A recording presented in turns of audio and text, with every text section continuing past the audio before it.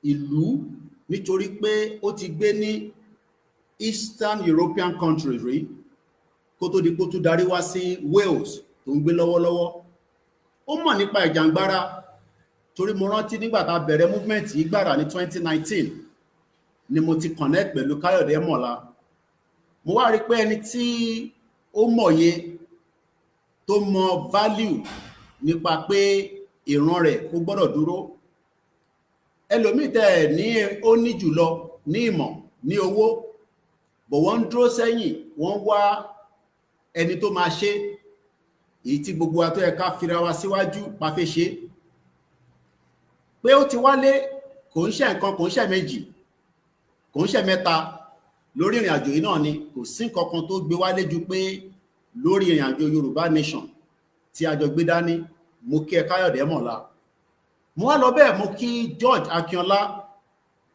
Tó bá ń sọ̀rọ̀ nípa Yorùbá nation, Oòduà nation, àwọn tó bá rántí fọ́nrán kan tó jáde ní 2017, ẹnu bàbá yẹn láti kọ́kọ́ gbọ́ pé it is too late to restructure this country. That was 2017. Ẹnìkan dẹ̀ tún sọ fún wa ní 2025 pé wọ́n máa restructure Nigeria. Ṣé n táwọn tó rí ní 2017 tán ní it is too late? Ẹni tó bá rántí fídíò yẹn àti play dáadáa, kò dìgbà tá bá play. Kódà èèyàn lè visualize ojú George Akínọlá bí wọ́n bá rántí clip yẹn. It is too late ní Adámàsìgbà ni wọ́n ti jáde. Kò kúrò ní Nàìjíríà àmọ́ ó dúró ti ìran rẹ̀ pé in tó bá máa gbà la máa fún. Mo rántí pé nígbà tí máa kọ́kọ́ láǹfààní àti ìpàdé ẹ̀gbọ́n mi, wọ́n náà wọ́n fẹ́ràn mi dáadáa torí pé àwọn rí pé akíkanjú bíi tiwọn lèmi náà. Tó bá fi dídá àwa méjèèjì àti bọ́ sójú títì nǹkan ti bàjẹ́ gan. Bọ̀ nígbà tá ti ní adarí tó jẹ́ bàbá tí wọ́n dẹ̀ ń tó ètò yẹn pé àníṣe a máa lọ ọ̀nà tá fẹ́ gbà lọ yẹn ni kò tí ì yé àwọn kan. Mo ní a máa jí sínú ilẹ̀ Yorùbá níjọ́ kan ni. Níjọ́ náà ni àìtí lè sọ, ìyẹn kù sọ́wọ́ Elédùmarè lọ́wọ́ àti àwọn tó nílẹ̀. Torí àwa kúkú kọ́ la nílẹ̀, àbí mi mo nílẹ̀, gbogbo wa kọ́ la nílẹ̀, but àwọn alálẹ̀ tó nílẹ̀ Oòduà tó nílẹ̀ Káàárọ̀ Oòjíire nígbà tásìkò bá tó, ẹni tí ó máa yọ àdá àwa kọ́ la máa sọ fún, ẹni tó máa yọ gbóngbó àwa kọ́ la máa sọ fún, ẹni tó máa wá tẹ̀ tí wá ṣe jù bẹ́ẹ̀ lọ àwa kọ́ la máa sọ fún. In tó máa gbé gbogbo wa dìde ó ń súnmọ́ báyìí kẹ̀rẹ̀kẹ̀rẹ̀ ni. Bọ̀ bàbá wa rí non-violent pé ká máa fi mídíà. Bàbá wa yìí náà àwọn náà ti wá sílùú òyìnbó dáadáa. London ò ń ṣe àjòjì sí wọn rárá. Àwọn ọ̀wá wò pé torí àwọn ní access láti wọnú London kó jáde láti 2017 kó wá ignore iṣẹ́ tá gbé dání. Mo kí yín dáadáa. Mo wá lọ bẹ́ẹ̀ mo kí gbogbo àwọn ìyá tó ń bẹ lábẹ́ ètò kọba tó nè ní kó bá wa fi àánú kó fi kẹ́yìn. Tí a bá lọ tí a bá wo gbogbo àwọn màmá tó ń bẹ lábẹ́ ètò Yorùbá nation, ṣé ìyá wa Beauty Àmọ̀pé ni ká sọ ni, ìyá wa Felicia ni, ṣé ká pè ya Jagun ni. Èmi àti kò gbọdọ̀ kú sọ̀rọ̀ ní Dublin títí dànà. Ẹ̀mí ẹ̀ Yorùbá nation ni. Tẹ́ bá wo ọ̀pọ̀lọpọ̀ àwọn ìyá tó ń bẹ lábẹ́ ká gba òmìnira, ẹ̀mí wọn ti ṣí kúrò lára Nàìjíríà. Àwọn abiyamọ dáadáa nìyẹn. Àwọn ń ṣe àwọn ìyàwó olóṣèlú tán ro tí wọn nìkan àtàwọn ọmọ wọn tí wọ́n ro tẹlòmíì. Àwọn ìyá lálùbáríkà wọ́n pọ̀ lọ káàkiri. Mélòó la fẹ́ dárúkọ? Ṣé Iron Lady ní ká sọ ni? Ṣé Multifate ni? Ṣé GR1 ni? Wọ́n náwó, wọ́n nọ́ra. Kódà àwọn ìyá mi ti ná gbogbo pension wọn. Àwọn olówó táwọn Ọ̀tẹ́dọ́lá àmọ́ wọ́n ná gbogbo tán ní nípa pé kírìn àjò yìí kó lè ní àṣeyọrí. Owó táwọn ìyá yìí ná chicken change ní lọ́dọ̀ Mike Adenuga. Kódà ìyàwó mi ń bá mi sọ̀rọ̀ ní èní, a wá ń sọ̀rọ̀ nípa arákùnrin kan tó ń pè ní ọ̀kẹ́ owó, ọ̀kẹ́ money, ọmọ Yorùbá tàtà ni. ìntàgbé dání kò ní kankan ṣe pẹ̀lú àwọn torí àwọn ò rí tán pé ó jẹ́ kí ìran wọn kó dúró káwọn support ẹ̀ pẹ̀lú owó pẹ̀lú ìmọ̀ pẹ̀lú connection. London ni mo ti láǹfààní àti rí bàbá wa Ọ̀kẹ́ owó rí Ọ̀kẹ́ money pẹ̀lú Rolls Royce with his customized plate number nígbà tí the former ambassador to Nigeria in London tó ń ṣe birthday nígbà COVID mo láǹfààní àti ní sneak view wọnú bẹ̀ látara pé the late Ọ̀túnba Williams ó fún mi ní heads up pé party kan máa ṣẹlẹ̀ ní London, party náà dẹ̀ máa le gan, kódà Ebenezer Obey ló ń bọ̀ wá play. Mo para gẹ́gẹ́ bí journalist, mo rápálá wọlé without IV, wọ́n padà lé mi kúrò ńbẹ̀ ni nígbà tó gbọ́ pé Koikimedia wà ńbẹ̀. But àwọn bàbá wọ̀ kẹ́ owó, àwọn gbádùn gbogbo ìlú wọn pátá ó ti dáróró bó ṣe ń jíyàn gbé kò kàn wọ́n, àwọn ń gbé ní Parkview. Kọ́bẹ̀ Elédùmarè kó wà pẹ̀lú gbogbo wa. Nígbà tásìkò bá tó akólòlò a máa sọ pé kí ni ẹ bá mi parí òwe yẹn. Mo náà wà dẹ̀ láni sí àgbẹ̀yìn ojú ló ń kán ìbòjí gẹ́gẹ́ bí ọmọ Adéyẹmọ bó ṣe máa ń sọ. Mo kí generalismo, bókí tó kí generalismo, mo kí gbogbo àwọn tí wọ́n jẹ́ ọ̀dọ́. Ẹ má fi ẹ̀mí sọ pé ìjà yóò ṣe jà, ẹ̀mí wọ̀ ní bọ́sí, ìjà tá máa jọ parí délẹ̀ ni.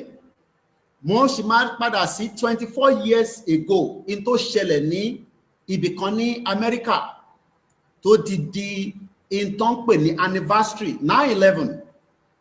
Bọ̀ mo fẹ́ fílì lọ síbẹ̀ bí sí. Mo fẹ́ kí gbogbo ẹ̀yin tí a jọ wà lórí ìrìn àjò yìí. Ẹni tó ní tó ń tiraka nígbà tíjọba bá dé tó ń ṣiṣẹ́, a máa ní àní máa rún ọwọ́ wa báyìí lágbára àwọn tó dalé tó nílẹ̀ Yorùbá tó nílẹ̀ Oòduà. Mo lọ bẹ́ẹ̀ ní kíákíá. Mo rántí ìyá wa nígbà tí mo rí flyer yìí, ọjọ́ náà a máa dàbí àná. In loving memory, ìyá dáadáa, ìyá lálùbáríkà, ó náwó, ó nọ́ra, ó gbé gbogbo ẹ̀mí ẹ̀, ó gbé lé Yorùbá nation.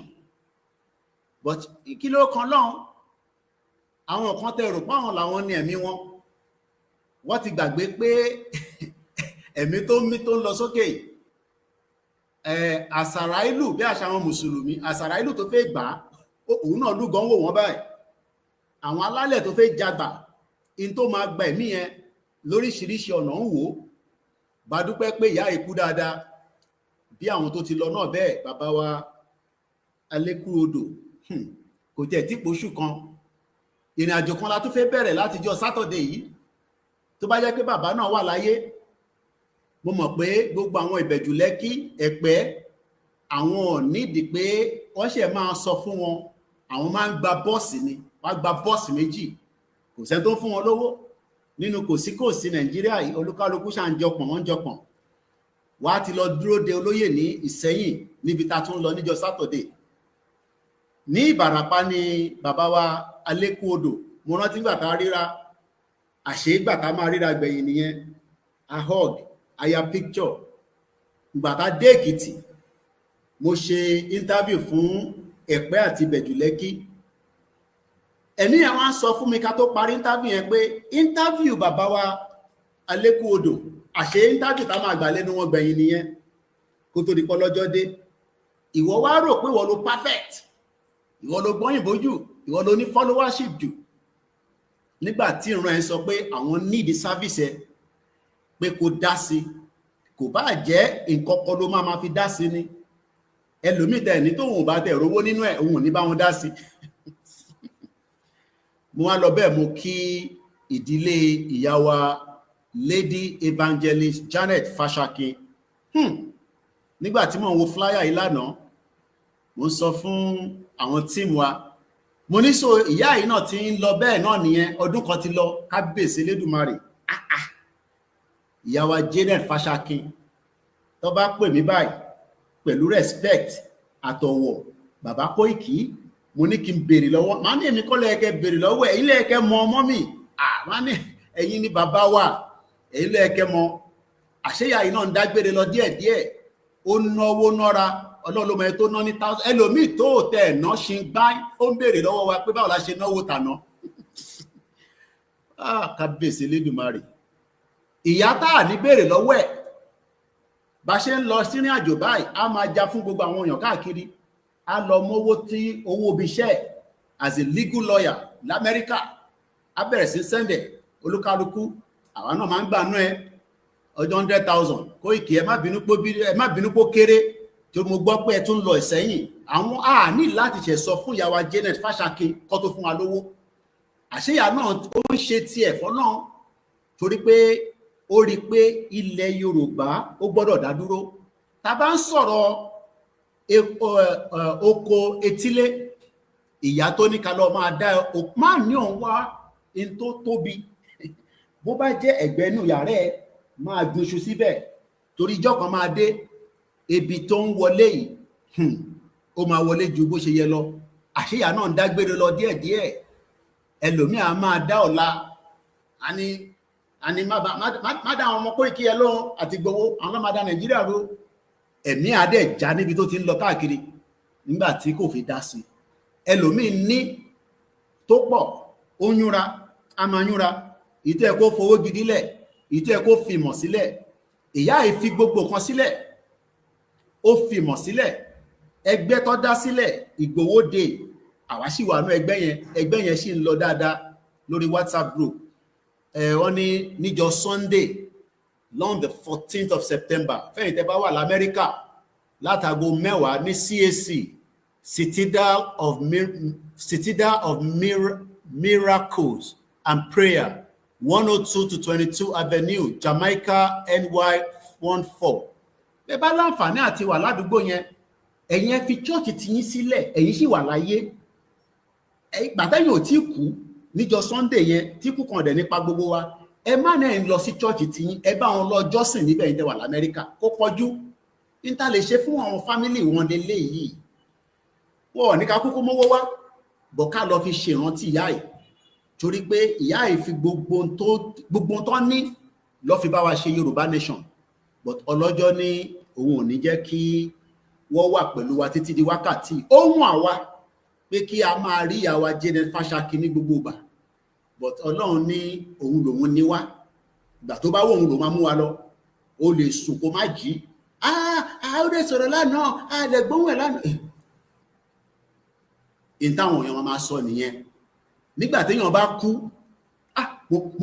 mo wo fídíò bọ̀bọ̀ tó shoot l'Amẹ́ríkà kábíyèsí Elédùmarè ó ń sọ̀rọ̀ báyìí àṣẹ àṣàrà irú dúró tì báyìí àṣàrà irú ń wò ó àṣàrà irú mọ̀ pé òun fẹ́ mú lọ kò òun náà kò kú àmọ́ ikú tó fẹ́ pààyàn òun náà ń dẹkú ikú dẹ̀dẹ̀ ń dẹkú àbí báwo lẹ ṣe ń sọ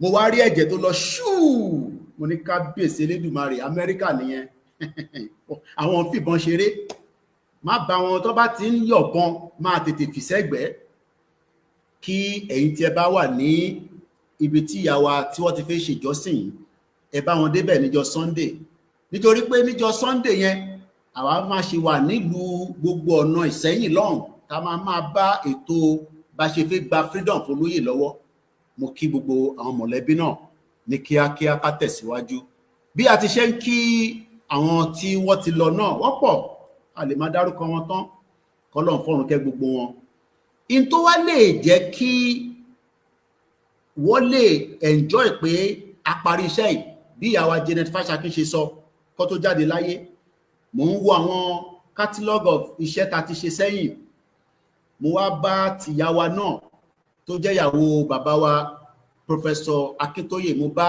flyer yẹn pàdé àtàwọn videos tí wọ́n ṣe nígbà tí wọ́n wà láyé nígbà tó kú rádà ní ibi tó ti ṣe lẹ́kìtì in tí ìyá yẹn sọ kó tó kú ni pé kò bá jẹ́ the last breath bàbá Akintoye wọ́n gbọ́dọ̀ gba Yorùbá nation fún wa èwo ni wọ́n máa wá ṣe nínú ẹ̀ ṣokọ̀fẹ́ jẹ́ ẹni tó máa jẹ́ alátakò torí pé wọ́n kọ́ ló wà níwájú, gbogbo akọ́la máa jẹ́ driver, àti mọ̀ àwọn tó wà níwájú, àwọn tó ń báṣẹ́ lọ, ẹgbẹ́ oríṣiríṣi dẹ̀ ló wà. Ẹ má confuse gbogbo wọn, ẹ jẹ́ kó lúkálukú máa tẹ̀síwájú.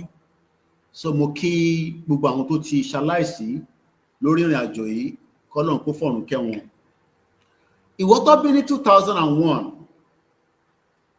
ni mo fẹ́ bá sọ̀rọ̀ nísìn. Ìwọ náà ti pé 24 years old.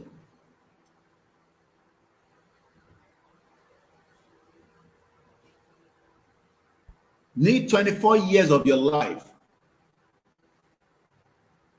o tí mọ solution pé Nigeria ò lè work. O ṣì ń dúró pé kéèyàn kan tún sọ fún ẹ pé Nigeria ṣì máa ṣiṣẹ́ after 24 years living on this earth. Just briefly, quickly, take you to America. There is a lot happening today in America simultaneously. There was a death yesterday. I'm not going to go into it. Ojoojúmọ́ làwọn èèyàn kú ní Africa tí wọ́n kì í sọ̀rọ̀ ẹ̀. Òkú kan ọ̀dẹ̀ ju òkú kan lọ. Àwọn èèyàn wa tó ń pa nílẹ̀ Yorùbá, CNN, ABC, wọ́n kì í sọ. But mo kàn fẹ́ gbé yín lọ sí nǹkan kan tó ń pè ní 9/11, 2 minutes before midnight ní Africa táwa náà wà lọ́wọ́lọ́wọ́, but ní America ìrọ̀lẹ́ ṣe ń bẹ̀rẹ̀ ni. So let's read quickly and see kí ló ṣẹlẹ̀ ní 24 years ago since 9/11. 24 years after September 11, 2001, Americans remember the nearly 3,000 lives in a terrorist attack at the World Trade Center in Lower Manhattan, the Pentagon, the Shanksville, Pennsylvania. Ẹ jẹ́ ká kọ̀ra múlẹ̀ bẹ́ẹ̀, ká má expatiate too much. Nígbà táwa náà bá gbalẹ̀ wa, tílẹ̀ Oòduà dúró, tí Yorùbá nation tó dúró, when we become a full independent country, that is the only time ta lè ṣe remembrance gbogbo àwọn tó kú nínú Nàìjíríà tó jẹ́ ọmọ Yorùbá. It will take years and years, torí nígbà tíyàn bá ń ṣiṣẹ́ lọ, nígbà tá bá dá dúró tán, àwọn ibì kan wà láwọn oko kan tó yẹ pé a sì máa bá àwọn egungun pàdé, egungun àwọn tí Fúlàní ti pa sínú igbó táàmù.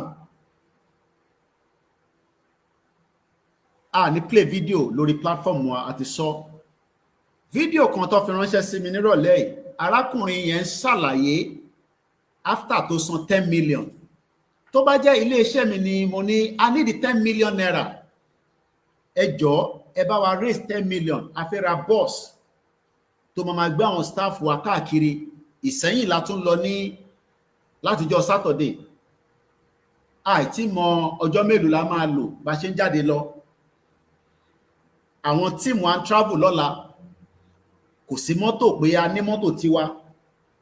Àwọn kan dẹ̀ raise owó up to 10 million. Bí mo ṣe gbọ́ tarákùnrin yẹn sọ, wọ́n dẹ̀ kó fún terrorist. A dẹ̀ sọ pé a níjọba. A dẹ̀ sọ pé a ní government,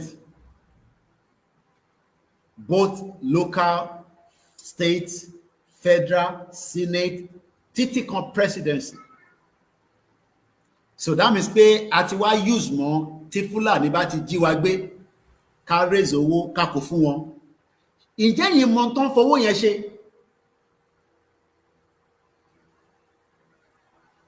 Have you ever asked pé àwọn owó tán ń dá fáwọn Fúlàní terrorist yìí kí ni wọ́n fowó yẹn ṣe? Have you ever asked? I'm sure a lot of us know what they are doing with the money. But tẹ́mi bá jáde nísìn tí bá ní àwa náà nídìí owó, àwọn kan á máa question pé kí la fẹ́ fowó ṣe. It shows human will always question things. I'll come back to that. So 24 years ago, in 2001, mo mọ bí tí mo wà ní 2001, mo mọ bí iṣẹ́ tí mo ń ṣe lọ́wọ́lọ́wọ́ nígbà tí breaking news yẹn tó ń jáde láti BBC, Sky News, CNN ní 24 years ago. Mo mọ ilé iṣẹ́ tí mo ti ń ṣiṣẹ́ ní 2001 ní Auburn ní London, ní hotel tí mo ti ń ṣiṣẹ́. Mo rántí nígbà tí news yẹn tó wá gbàgà, everywhere was completely shut down. Ṣáwọ̀ tẹ̀ tí mọ̀ pé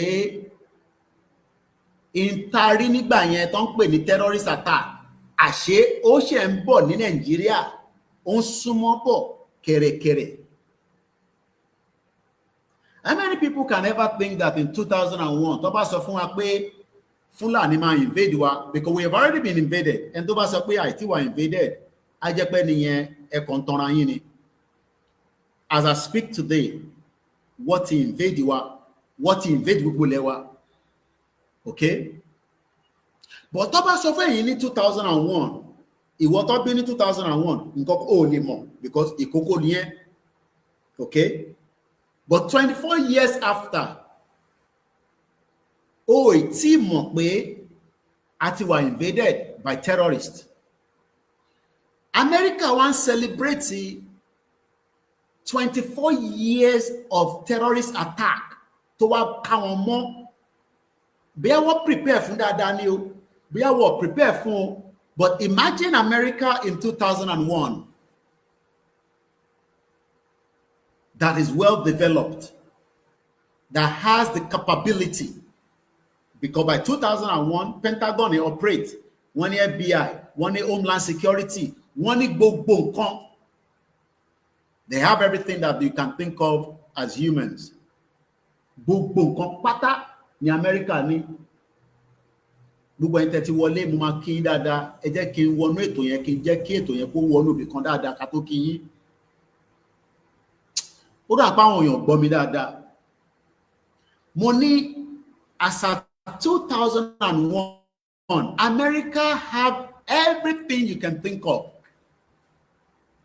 as a country, but they were still attacked right inside their doorstep. Wọ́n gbé lọ bá wọn nínú ilé ni. Àwọn kan tẹ̀ tó jáde conspiracy oríṣiríṣi, but we knew that 3,000 people died on that fateful day. Tó bá sọ fáwa náà pé by 24 years from 2001, a ní lè rìn láti kìlómítà sí kìlómítà, miles sí miles within the Yoruba land. How do you think you will believe that? Would you believe that? Mo interact nísìn, mo ń béèrè question. Tó bá sọ fún èmi àtẹ̀yin ní 2001 pé a ní lè lọ láti Èkó lọ sí Ìjẹ̀bú báyìí lálẹ́, just 12 o'clock báyìí. Kò ṣe pé àwọn kan ò lè lọ. Àwọn kan travel bá ṣe ń sọ̀rọ̀ báyìí nísìn, all on their road. But I'm talking about majority of the population within the Yoruba land. Pé láti Èkó báyìí o kọ́kọ́ pé emergency nísìn, kò dẹ̀ tẹná kó fẹ́ lọ sí Ìjẹ̀bú Òde. I'm sure most of us would agree that could likely be possible, because ní òye self-determination nígbà yẹn. We believe that we have a government that has the responsibility. Ẹ̀tọ́ ìjọba òun ni pé kó dáàbò bò wá. Gbogbo ta rò nígbà yẹn nìyẹn ní 2001. Tàbádẹ̀ ní ká wo lọ nígbà yẹn, 1999 ni federal government ló bẹ̀rẹ̀ government after the military ti lọ. So let's look at it. 99, 2000, 2001. So 2 years into the government of Obasanjo.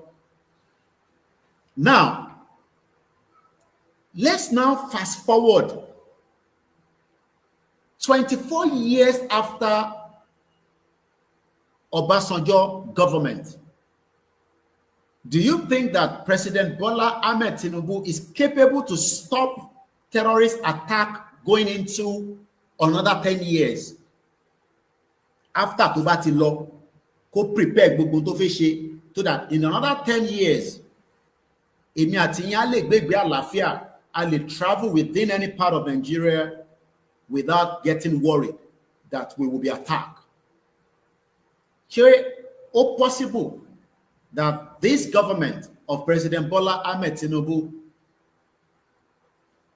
would make it possible for me and you to be safe within the Southwest in the next 10 years? So possible, Sha? To ba possible, eba mi kọ sínú comment section. Is it possible that this government will do everything within their power to give us a good security that I need láti worry, I need láti wà concerned about our safety? If it is not possible, why then are you against self-determination? Why tí a wà against self-determination?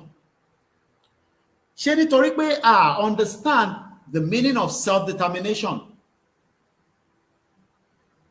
Or I play politics pẹ̀lú life wa gẹ́gẹ́ bí ọmọ Yorùbá, àwọn ọmọ Oòduà within Nigeria state today? In the interest of the 60 million people today, would it not be better that we stop the agenda going forward rather than playing with the agenda that is real?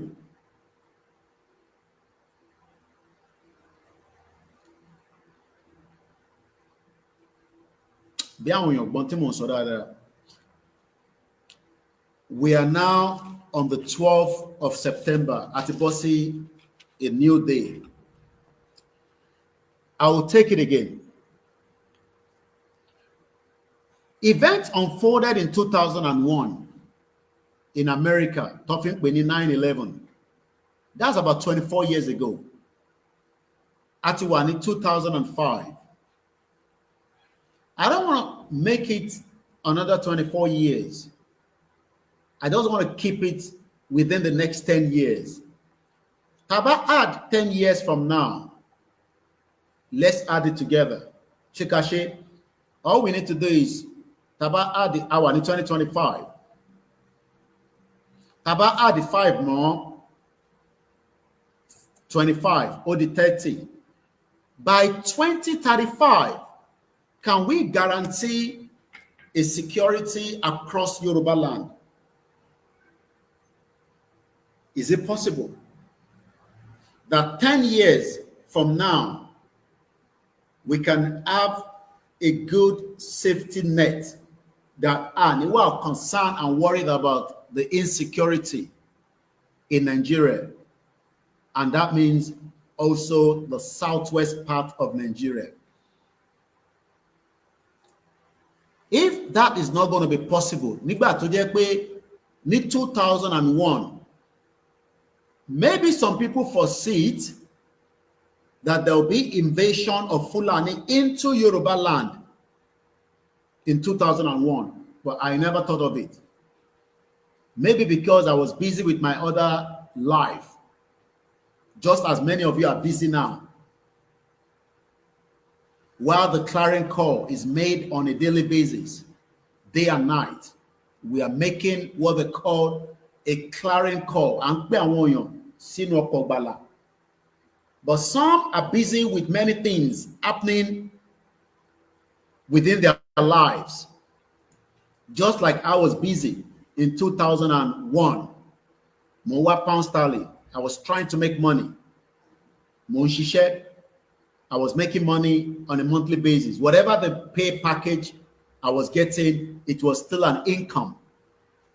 But what I did not understand is that that income that I was making, my homeland was in danger.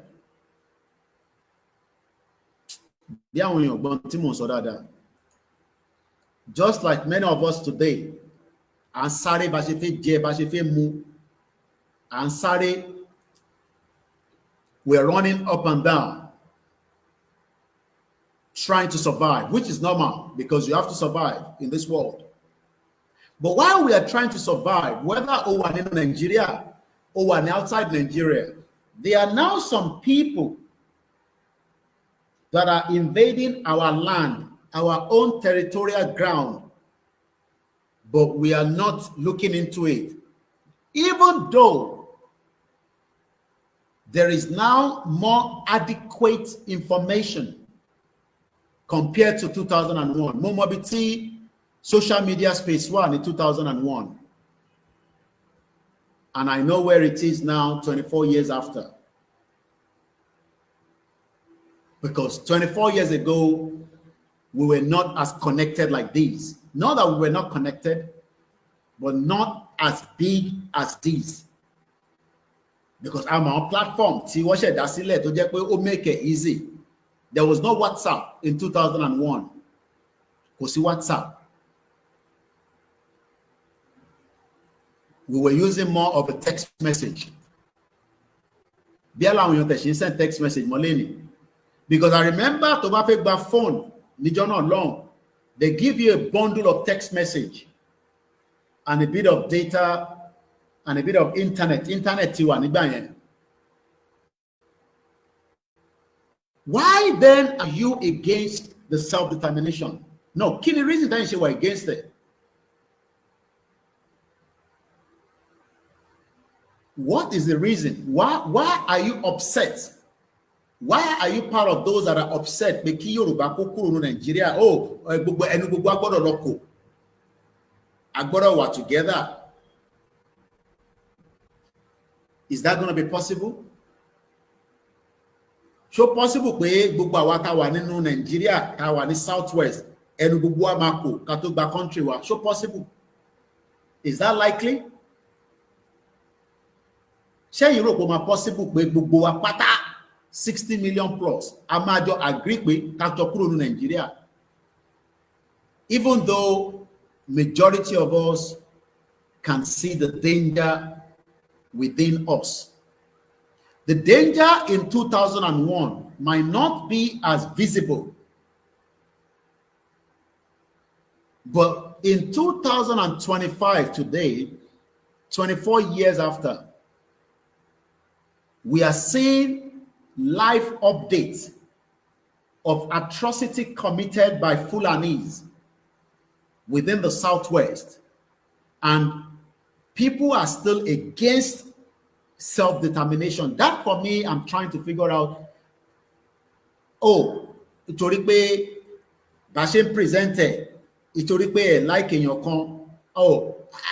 I'm trying to figure out what is really the problem. Our governors will accept it. Our Oba will accept it. I'm trying just to figure out. It shows humans are very difficult people.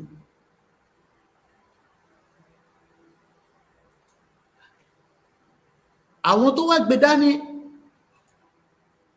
tí wọ́n ti fi ẹ̀mí wọn lé lórí.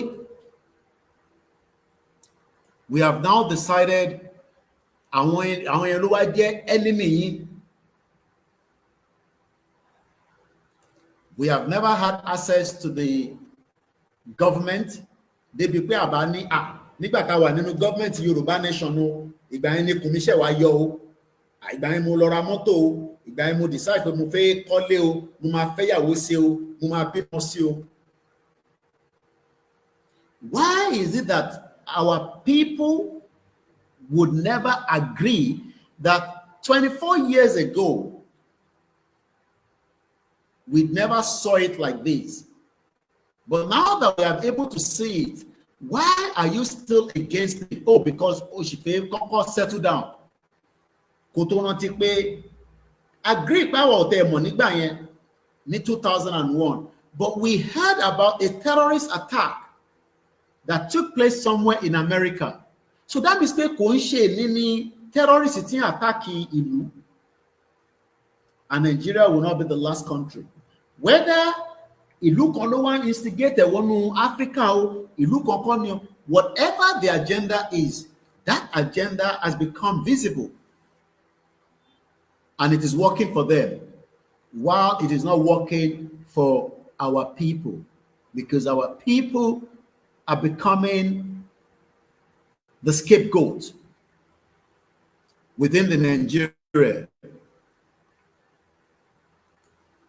And those that have and those that knows refuse to get involved because it is not yet time.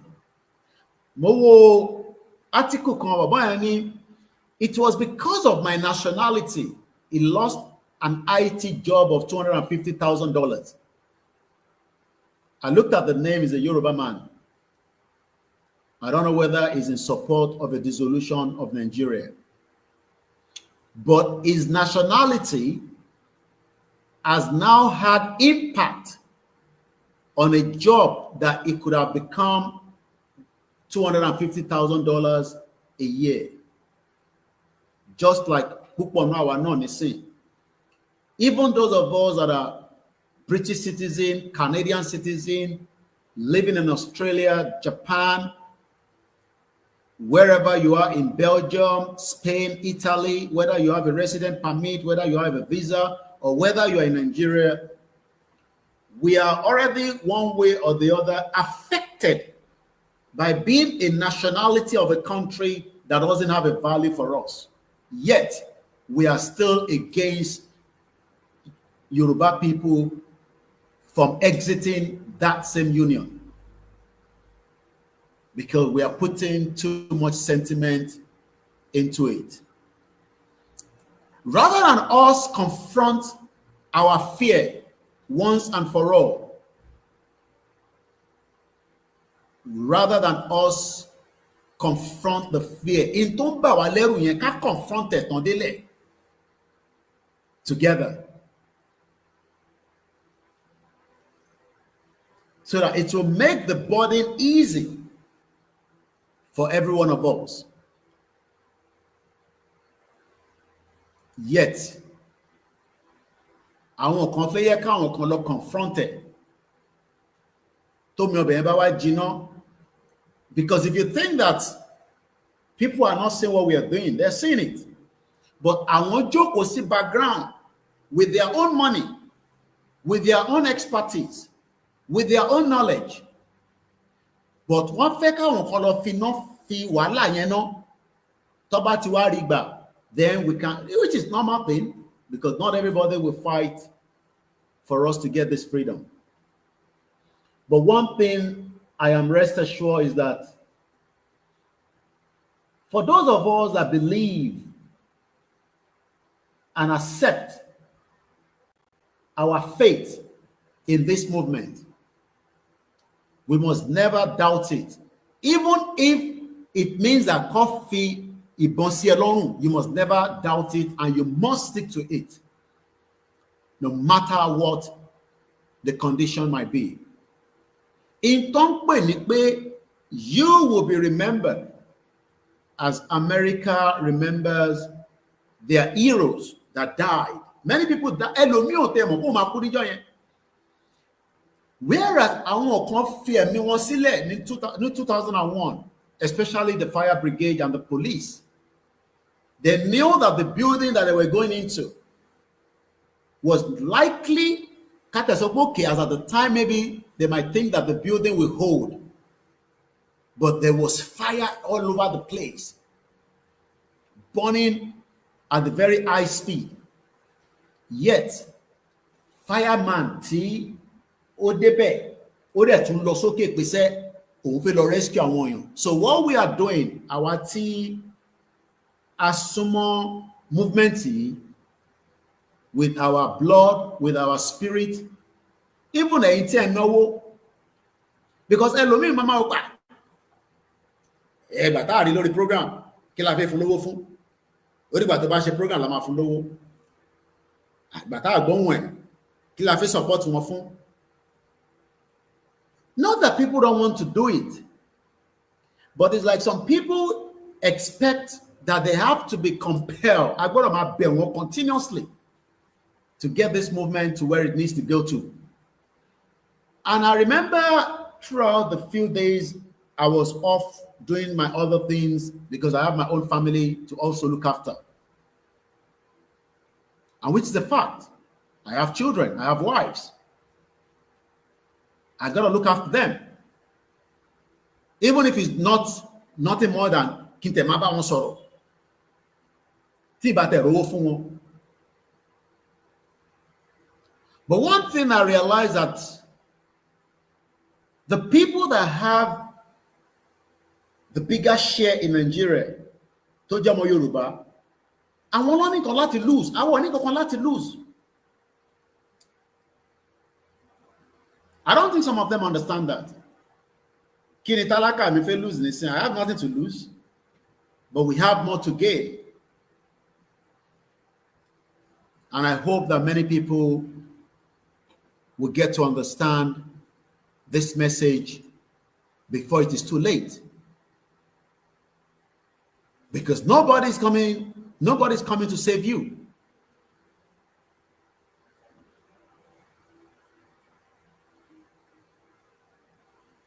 "24 years ago," ẹni tó bí ní 2001, ó wá argue pẹ̀lú bàbá tó ti jáde tó ti rí nǹkan tán àti journalist tó ti ní exposure.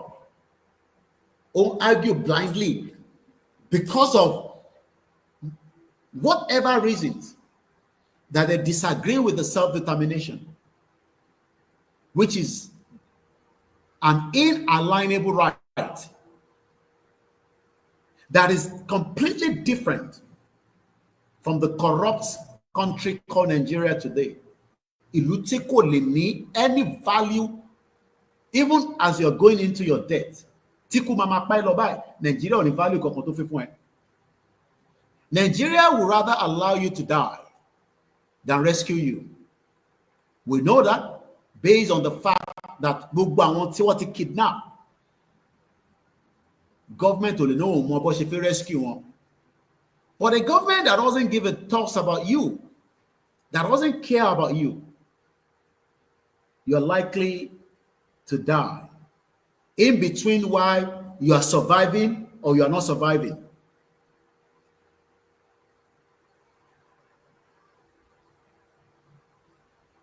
Self-determination under Article 3 says, and I quote, "Indigenous peoples have the right to self-determination. By virtue of that right, they freely determine their political status."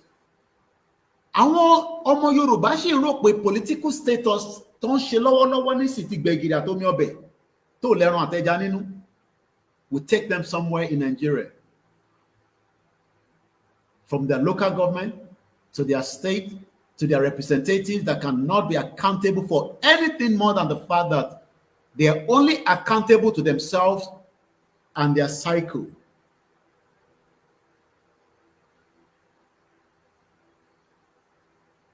Nobody will come and fight your own fight.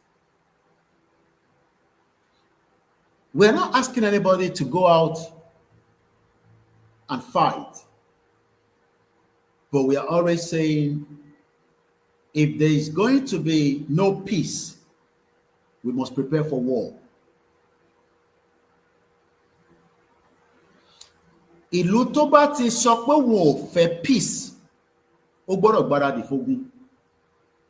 Kò sí ọ̀nà méjì nínú ẹ̀. Nígbà táwọn kan tọ́ pé ká wá peace, táwọn kan bá dẹ̀ takú pé àwọn fẹ́ peace, then kọ́ lọ máa gbáradì fógun. Kò ń ṣogun látọ̀dọ̀ tiwa, because ìlú tá à ń sọ yìí is on a serious pressure tó ń bubble nísàlẹ̀, and is bubbling about to explode. Kò wá sí bó ṣe fẹ́ explode ní north tí kò ní kan southwest. Kò sí bó ṣe fẹ́ explode ní southeast tí kò ní kan sàlẹ̀, because Fulani invasion is an explosion that is now on our neck. And when we talk about Fulani, people always think that it's just the Fulani that is in the forest. What if Dangote is another Fulani? BUA is another Fulani, and many of them like that are working against the progress of Yoruba land. And not just àwọn yẹn, pẹ̀lú àwọn ẹ̀yà tó kù náà, they are all the same. Kò sí ìyàtọ̀ láàrin gbogbo wọn, ọmọ ìyá ni wọ́n.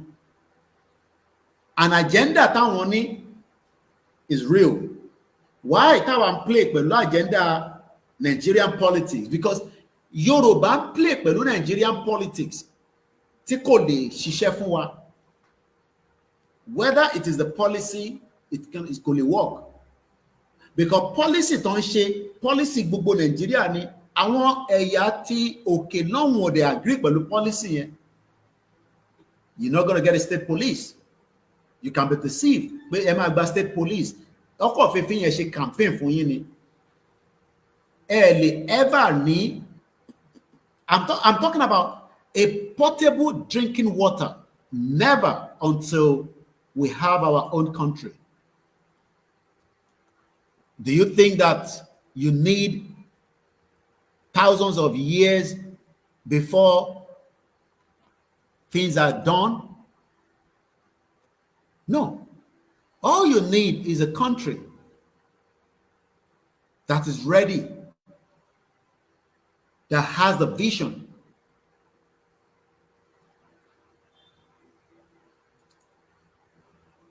Let's take you to Ethiopia,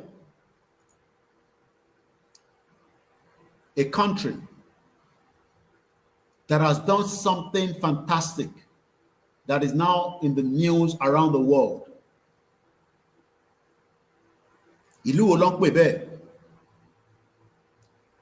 I'm sure many of you, even if you have not traveled before, you've had the privilege to hear about the criminal Nigerian government from Buhari, Akutuku Elorun, tí Adi Seriki, the former aviation minister, Nigeria, deceived millions of Nigerians that something is coming as an airline. Don't pè ní Nigerian Air. Ta la fẹ́ mú as the responsibility of that failed project? Tó bá jẹ́ pé ọmọ Yorùbá ni, tá wà ní Yorùbá country, Oduduwa Republic, whatever name you decide to call it, àmọ́ bá ṣe máa lọ ṣe, tá máa hold a responsible for a fake project that was put to Nigerians, but they knew it was going nowhere. Today, the same minister, former minister, òun ti ra lé sí Saudi Arabia, ó ti kówó jẹ, adẹ̀jọ́ wà ní same union. Bọ́lá Tinubu ò tí lọ probe kó gbé sẹ́wọ̀n torí pé ẹ̀rù ń bà Tinubu, kò ní that audacity, that capability to do so. But tó bá yẹ pé Yorùbá government ni, a ní tíjú anybody, a ti mọ́lé, a charge sí court. Let's give you the background quickly before I now tell you what has happened in Ethiopia this week. This is Koikimedia. Anybody using our video, we are telling you again, credit our video with Koikimedia. We will not tell you again when the right time comes. Your video will be flagged down. It's either you stop using the video or you put credit to Koikimedia. You are not paying us to sit here. This message, is to bring millions of us to understand the reason why we need to exit Nigeria. You don't have to reuse the video, but you're using that video, you got to put the credit. We will continue to announce it till the end of the year, but from next year, you might probably not hear that word again from me. Let's quickly go into it. Ex-president, ex-minister mismanaged Nigerian air or Nigeria air. Also fún wa pé a máa gbé wa láti London wá sí Nigeria, láti America a gbé wa wá. Àwọn tó ṣe project tí kówó jẹ nísìn wọ́n ti lọ. Tinubu arrest wọn. Adi Seriki is living a bigger life. He's probably going to contest again going to 2027. Atwa campaign fáwa either through a proxy party or through proxy individual, because we know how the politicians are going to operate. What is my business with Nigeria Air when we could have our country far back if we have all decided àti fẹ́ ṣe Yoruba airline tí wọ́n bá mismanage amẹni tí a máa lọ mú? But today we've been deceived, just as our fathers and our mothers were deceived about Nigeria. Let's read quickly. Nigerian former President Olusegun Obasanjo has criticized the failed Nigeria Air joint venture between the previous government of Muhammadu Buhari and Ethiopian airline-led consortium, accusing the former aviation minister Hadi Serika of mismanaging 85 billion naira. That's about $55.2 million. Imagine even if this is spread among all the 774 local government. God divided. God for local unity. Into baba wa waka lo fi ṣe, because interfile ni sin amo. I pity your life. So she support one Nigeria.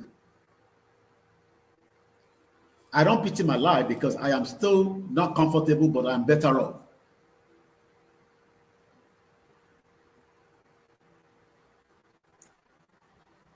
But one thing is, your life will still be miserable while you are hoping for a better Nigeria that will never happen. Your life, will be miserable. Oh, I was watching a young girl on X. Only realized that going to church was not a problem. The Nigerian economy was a problem. And I'm sure millions of you are facing the same consequences. So $55.2 million was just gone in the drain for a project that they knew was never going to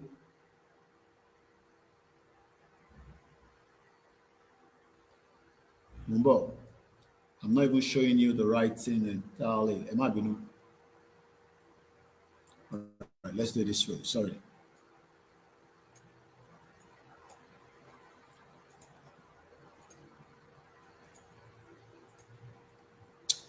Many of us think that we can pray over these. Prayer will not solve your economy to work. It is the union that you found yourself in is the reason why most of our life has been very miserable. But rather from us to accept and move forward, we have decided to live in denial and pretend that everything is fine, knowing fully well that it can never be fine. Many of these projects have got billions of dollars. One of it is the one that Tinubu is producing, the coastal road from Lagos to Calabar. Or possible for Tinubu Mapari project here, even in the next 10 years, if he's still in power. I'm asking you, is it possible that President Bola Ahmed Tinubu will complete the project? I was watching a YouTube video this afternoon, and the young woman, or the woman rather, two of them were telling us about this Eco-Atlantic project. Maybe you don't know, America is no longer going to build that embassy in the Eco-Atlantic. I am telling you now. The problem I have with some of us is that news ori CNN. I am now your CNN, the BBC, the Sky News. But because and that has always been our problem. Let me quickly give us something that I told us in one of my last broadcasts. Let's move away from this Ethiopia, but I'm going to come back to Kilo Shelegongon, Ethiopia. I told us about Ogumbo, ni France, at Britain. But I'm sure Elomi Tobago broadcast here, Anyimu, Abi. I'm sure some of you, not all of you, but some of you. Anyway, I am a journalist. I keep telling you that. And I'm trying my best every day to improve myself as well. Because that is the only way you can learn. Ewatikui Timogbesi screen. I've already posted it on all my platforms today. Most of them are Ogumbo in France at the UK. And Nigeria will be used as one of the countries to back the war. And I'm not surprised when I saw Daily Mail, one of the newspapers in the United Kingdom, put it out today. Otidanonisi at 12/9/2025. Koikimedia bringing the world closer to your doorstep. This is the headline.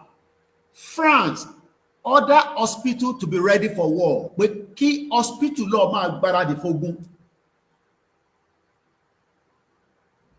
When is the war going to start? I don't know. But my intelligence was right. Just as Daily Mail posted it on their TikTok handle with almost about 2 million followers.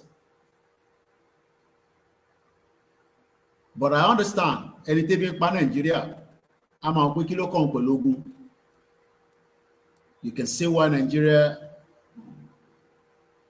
is not going to be allowed to be dissolved now. France's economy has collapsed. How many of you know that? How many of you are aware that there was a massive protest in France, in Paris? If you are going to be in London or you are in London, avoid Central London this Saturday. There's going to be a protest. There's about 7 football matches this weekend. There's a festival this weekend. I want to protest. I want Oyinbo. Tọ́nà wọn fẹ́ dúdú mọ́ ní UK. Àwọn fẹ́ foreigners mọ́. If you can avoid the Central London, make sure you avoid it completely this weekend. Avoid it. Kima Parawani next week. And I'm hearing news that I won't come about Tebala and family in London. If they even have to cancel their job, they should avoid going to Central London because we don't know what can happen. There is now a lot of things in the UK. But let's go back to France quickly. But kí n tó lọ sí France, mo fẹ́ padà sí Ethiopia because mo fẹ́ end the first broadcast and close it with Ethiopia before I move to France. Mo ń sọ̀rọ̀ nípa project kan tí ẹ ṣé gan ni ìyá wa Benny. France lifeline has been blocked in Africa. I'm going to come back to that in the second part. But let me take you to Ethiopia. People think that tá bá ń sọ̀rọ̀ pé project, tó bá bẹ̀rẹ̀ project, Nigeria ò ní ever parí project yẹn. I've given you one example. There are many examples that we can showcase, but I've given you one out of the many. But there was a project that has been celebrated across the world, even though there's some kind of diffuse between Egypt and the Mauritian. But when you talk about the global world today, they are celebrating Ethiopia. Kí ló dé tó ṣe ń celebrate Ethiopia? Kí ni Ethiopia tún ṣe? Let me take you there quickly. There was a massive project that has been going on for 14 years. Àwọn kan rò pé bóyá tá bá ń sọ̀rọ̀ nípa nǹkan ò ní pẹ́, the moment a Yoruba government can start operation, ó máa dàbí wildfire ni, ká tó lajú ká tó là. Gbogbo àìsàn tó ń ṣe wá, a rí pé ó máa bẹ̀rẹ̀ sí ní meaning. But when we are still accepting this contraction tó gbélé wa lọ́wọ́, you will do anything that is not new to me anymore. Mo rí ọmọ Yorùbá kan post sínú Ìlànà UK, and I think I posted the video, maybe not to TikTok, but maybe to X and the Facebook and Instagram. Kí ni ọmọ Yorùbá yẹn ṣe? Ó invite bí a girlfriend ẹ̀.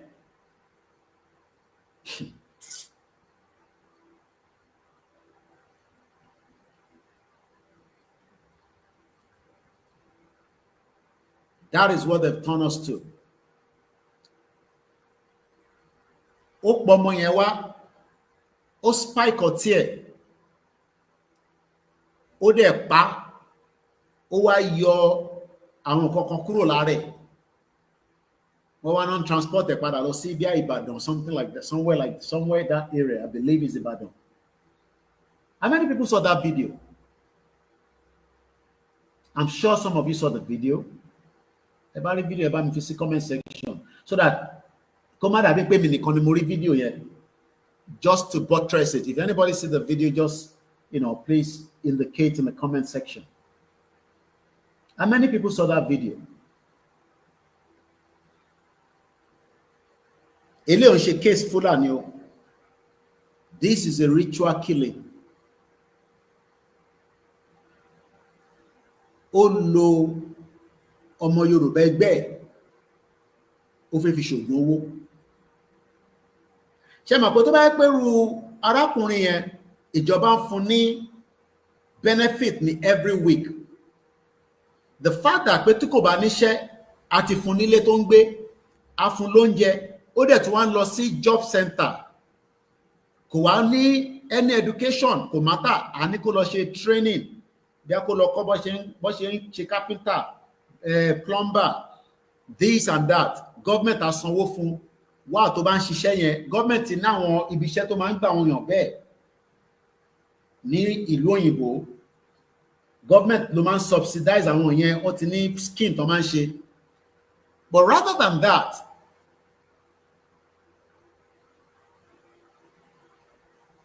a country that doesn't have a welfare for you, we will see many of such cases until tobacco in Nigeria. That won't be the last you will see. There will be many deaths like that. Now, let's come back to this project. This project, Timothy Wadori screen, took Ethiopia 14 years. Wọ́ọ̀dẹ̀ ya owó kọ̀ọ̀kan níta láti fi ṣe.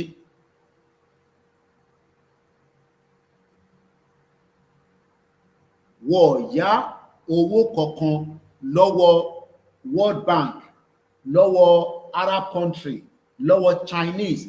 This is just a money that the government was able to raise within the government of Ethiopia and the citizens.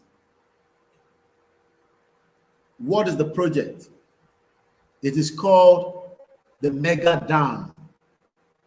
Ethiopia Mega Dam has taken 14 years to build. What it means for the now 11 river state and why it is controversial. Controversial, I call it, sorry, Lori. I want to stick to this dam that was built 14 years. No mistake was done. It was done. It is what it's meant to be. And it is now called the pride of Ethiopia. Ìdùnnú Ethiopia, the pride of Ethiopia. Kí ni ìdùnnú Nàìjíríà fẹ́mi àti ẹlẹ́ni? Kí ni kan tá à ń dunnú lé lórí Nàìjíríà tó bá jí láàárọ̀ títí tílẹ̀ máa fi ṣú? That you decided to be the enemies of the right to self-determination. What is the offense of having your own country as against surviving in a Nigeria that is never going to work?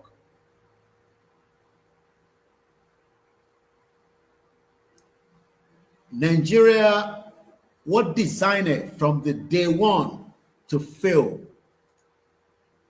not to progress. Should we remain as one? Let's go straight into what we know so far with the pride of Ethiopia.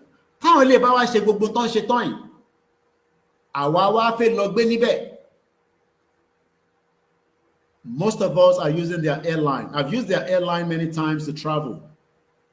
Very beautiful airline. I've not been to Ethiopia before, but at least I've made some stopover across with their airline traveling back to London. Let's go straight into it. 2 days ago, BBC, the pride of Ethiopia, what it took to build Africa's largest hydroelectric dam. The vastness of the building site was at first overwhelmed for the young Ethiopian mechanical engineer. Many Yoruba engineers are running on the POS. Kò ṣe pé ẹ lè fix road, kò ṣe pé ẹ lè ṣe fantastic engineering job. But the government will rather bring in the Shagoris, as Tinubu is doing right now. Don't build the Lagos to Calabar, knowing fully well that the project will never be completed. Even Tinubu by 10 years. And bossy, kò lè rí 10 years lò mọ́ ní gbogbo ìjọba tó ní lọ́wọ́ nísìn. Bó sọ òkè dilẹ̀, Tinubu ò lè rí 10 years, even if he goes for the second tenure. And he cannot complete the Lagos Calabar. Tóun bá tẹ̀ ní effort kóun fẹ́ gbé débì kan, ṣé the next government máa continue project yẹn? Have you ever thought of that? Ṣé tí Tinubu, the president of Nigeria, tó bá gbé project yẹn gbé dé halfway, even after coming back in 2027, that is if there's still going to be Nigeria. Ṣé ìjọba tó ń bọ̀ tó bá gbà lọ́wọ́ ẹ̀ ṣá máa continue project yẹn àbọ́kọ̀ máa abandon it? Do you know how many buildings have been abandoned for decades? While you were being born in 2001, going back to 9/11 in America, what you won in 2001, you are 24 years old, and you are still not sure about Nigeria. Work. You think that Nigeria will work after 24 years of your life? Because entering in 2001, Ola lè fi ṣe iMac pé ọ̀dọ́ láàrin wa. Anybody born before that, 10 years bá ṣe sọ pé Nigeria máa work, á jẹ́ pé ní ẹni mental problem. But ìwọ tó bí ní 2001 ni mò ń bá sọ̀rọ̀, obìnrin ni ẹni, ọkùnrin ni ẹni, twins ni ẹni, ìbejì ni ẹni, individual ni ẹni, ìwọ nìkan ni ọmọ bàbá ẹni, ìwọ nìkan ni màmá ẹni. Ó wá ń sọ fún ẹ pé Nàìjíríà máa work, ìwọ ọ̀dẹ̀ rí pé títí di wákàtí kò work. Kí ni guarantee tí wọ́n wá ń rí pé Nàìjíríà máa work tèmi ò rí, àbí tí bàbá Akíntóyè ò rí, àbí tí olóyè ọmọ Adéyẹmọ Ìgbòho ò rí? What is it that you are seeing táwọn ò tí rí? Oh, you are one of the best brilliant students in your class. Agreed.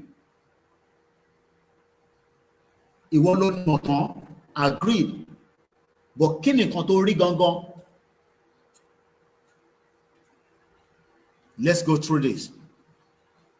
Right there, we are told from the beginning of the article that Ethiopian mechanical engineer, wọ́n lè wà ní àwọn expertise kankan náà tó máa wà láàrin wọn, but wọ́n jẹ́ kó yé wa pé àwọn tó build the dam yẹn, àwọn ọmọ Ethiopia, àwọn ọ̀dọ́ tó bí ní 2001 tó ti pé 24 years old, because by 24 years old in any educational system as it stands in Nigeria, ó yẹ kó ti parí university.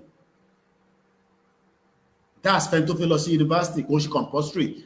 Tó o bá lọ sí university gan, even as a technical school, ó jẹ́ kó ti graduate tó bá jẹ́ kó bẹ̀rẹ̀ ní 19 years old, which is the normal age. Normally gan yẹ kó ti, tó bá yẹ kó o fẹ́ lọ sí school, o fẹ́ lọ university, kò ṣe dandan wọn múyàn sí. By 17 years old, ó yẹ kó ti bẹ̀rẹ̀ náà pè ní apprentice, kó ti máa lọ kọ́ṣẹ́. Wàá wá fi 6 years fi kọ́ whatever tó fẹ́ lọ kọ́.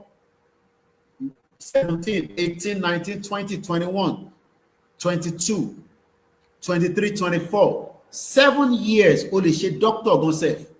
Tó bá jẹ́ pé o lọ ní line ni o fẹ́ lọ kọ́ iṣẹ́ doctor. But ọmọ 24 years old nínú Nàìjíríà sọ fẹ́mi, tèmi gbọ́rọ̀ lẹ́nu bàbá 90, èmi náà 40 something years old. Èmi fi 20 years jù ẹ́ lọ. Èmi fi ìdajì ayé tèmi mo fi gbé ní abroad, ìdajì mo gbé nínú Nàìjíríà, because I was in Nigeria up to 1998. Ó wá argue blindly torí pé rotten system yẹn ni wọ́n náà fẹ́ fi jí owó, ó fẹ́ ra Mercedes Benz bí gẹ́gẹ́, ó fẹ́ dàbí Pella tó wà lórí TikTok. Ó ti gbàgbé pé these are people that are making nothing you can write home about if a country is working. Tó bá jẹ́ pé in your own speciality, whatever your speciality are, ó jẹ́ ká máa sanwó fún ẹni pound sterling ni tó máa value owó tó ń wá lórí TikTok àbórí YouTube. Everybody want the content creator. There's nothing wrong in that. Don't get me wrong. Am I sọ pé tí mo sọ yìí o? But engineer tó yẹ kó ti lọ síbi iṣẹ́, kó tẹ̀ máa fi ṣe engineer yẹn kó máa fi bá wa ṣọ̀rọ̀ TikTok. Ilẹ̀ wa pọ̀ rẹpẹtẹ, àkọ́ ilé tí plumber lè máa ṣiṣẹ́ 24/7. Mo ti bá Clyde ṣiṣẹ́ rí as a plumber ní London. Níjọ́ tí ó sọ fún mi pé kò ń ṣe dandan ni pé mo fẹ́ nídẹ̀ o, pé kí n kàn fojú sí pé mo lè dàbí ọ̀gá tá máa supervise àwọn èèyàn, because it's one of the biggest sector that makes money anywhere in the world. Plumber is a builder, but it does kitchen, it does. At some point, many years ago, we were thinking of bringing him to Nigeria and do some work, because he's one of the best. Ọmọ Monsoratini. Bàbá jù sáàrin àwọn the best bàbá nílùú ẹ̀ when he was age 14. Ó gbé l'America dáadáa kó tó relocate wa. I'm just giving you some of this because some of you think that Nigeria will help you to progress with your future. You think that Governor Adeleke have your time. You think that Babio don't get your time. You think all Sanwo-Olu tó lọ ń jókòó sínú train. They don't have your time. They're all liars. Òpùrọ́ ní gbogbo wọn, wọn ní any future fún wọ́n tó bí ní 2001 ni mò ń sọ. Ṣọ́rẹ́ ń tó bí ní 2000, millennium age nìyẹn tíyàn báyìí tí mọ̀ pé Nàìjíríà ò lè work by now orí ẹ̀ ò lè pé mọ́ orí ẹ̀ máa dọ́ta sí ni tó máa fi dàgbà tó máa fi kú. And you will all die if you're not careful, because according to the World Health Organization, majority of you will not reach your 60 years old. Kò ń ṣe pé mi kọ́ ni mo sọ, is the statistics, because there's many things. Wíkẹ́ ló ti sá lọ London nísìn. I posted a video back. Man Fulani wèrè olórí burúkú senator tó wá London nígbà tí Ikekere Madu tó wà lẹ́wọ̀n nísìn. Mo repost video lórí TikTok. Ó ti lọ bí almost 174,000. Mo rò kàn yàn tẹ̀rí video yẹn rí tẹ́lẹ̀ rí. Ó kàn lọ viral nísìn ni. Kódà tó máa Hausa tó ń ṣépè fún rẹpẹtẹ. Èmi ò tẹ̀ mọ̀ pé senator ni, àfìgbà tí mo délé tí mo wá check out máa rí pé wèrè tí mo tẹ̀ ń bá sọ̀rọ̀ ìsàbà ṣe senator ni. Ó kàn dákẹ́ ní gbogbo ọ̀rọ̀ tí mò ń bí kò dá mi lóhùn. Buhari tó jẹ́ former president ó kú sí London ni. Ìwọ ṣẹ̀ wá ń sọ fẹ́mi, ìwọ tó bí ní 2001 pé terrorist tó ń attack wa lénìí a lè bá wọn gbé. America lénìí after 24 years tí Trump padà dé, ó ní kó deport alien ló máa ń pè wọ́n, ó ní kó deport gbogbo alien, ó náà wọ́n fi rí wọn. We are living in danger, but we are pretenders as if it is nothing. So just to let you know, to close this audio, only way Ethiopia came into the limelight because of this damn project. Which a project, one of my power 5 million houses is about 2 kilometers long. Let's read quickly. Built by the young, young, I'm sure I'm been in 2001. Young Ethiopian mechanical engineer. Ọmọ Yorùbá tó jẹ́ mechanical engineer, ó wá jókòó sórí TikTok láàárọ̀ rẹpẹtẹ. Àwọn dá para tílẹ̀ máa fi ṣú. Ó wá ń wá coin, ẹ fún mi ní lion. Tó yẹ kó wà ní field. And hectares and hectares of land that is empty. I am not talking about the one that we need to reserve for the future. So you can call it see bí Jákàndé ṣe kọ́lé rẹpẹtẹ yẹn, tó yẹ kó máa kọ́ lọ bẹ́ẹ̀ káàkiri gbogbo ilẹ̀ Yorùbá. Kí ìwọ náà wá jẹ́ lára àwọn site manager. Kò jẹ́ this, kò tẹ̀ jẹ́ pé switch lásán rán ni kò máa change, kò máa fix. Ó lè tó máa wọlé fún ẹ. But I wish most of you understand what I'm talking about.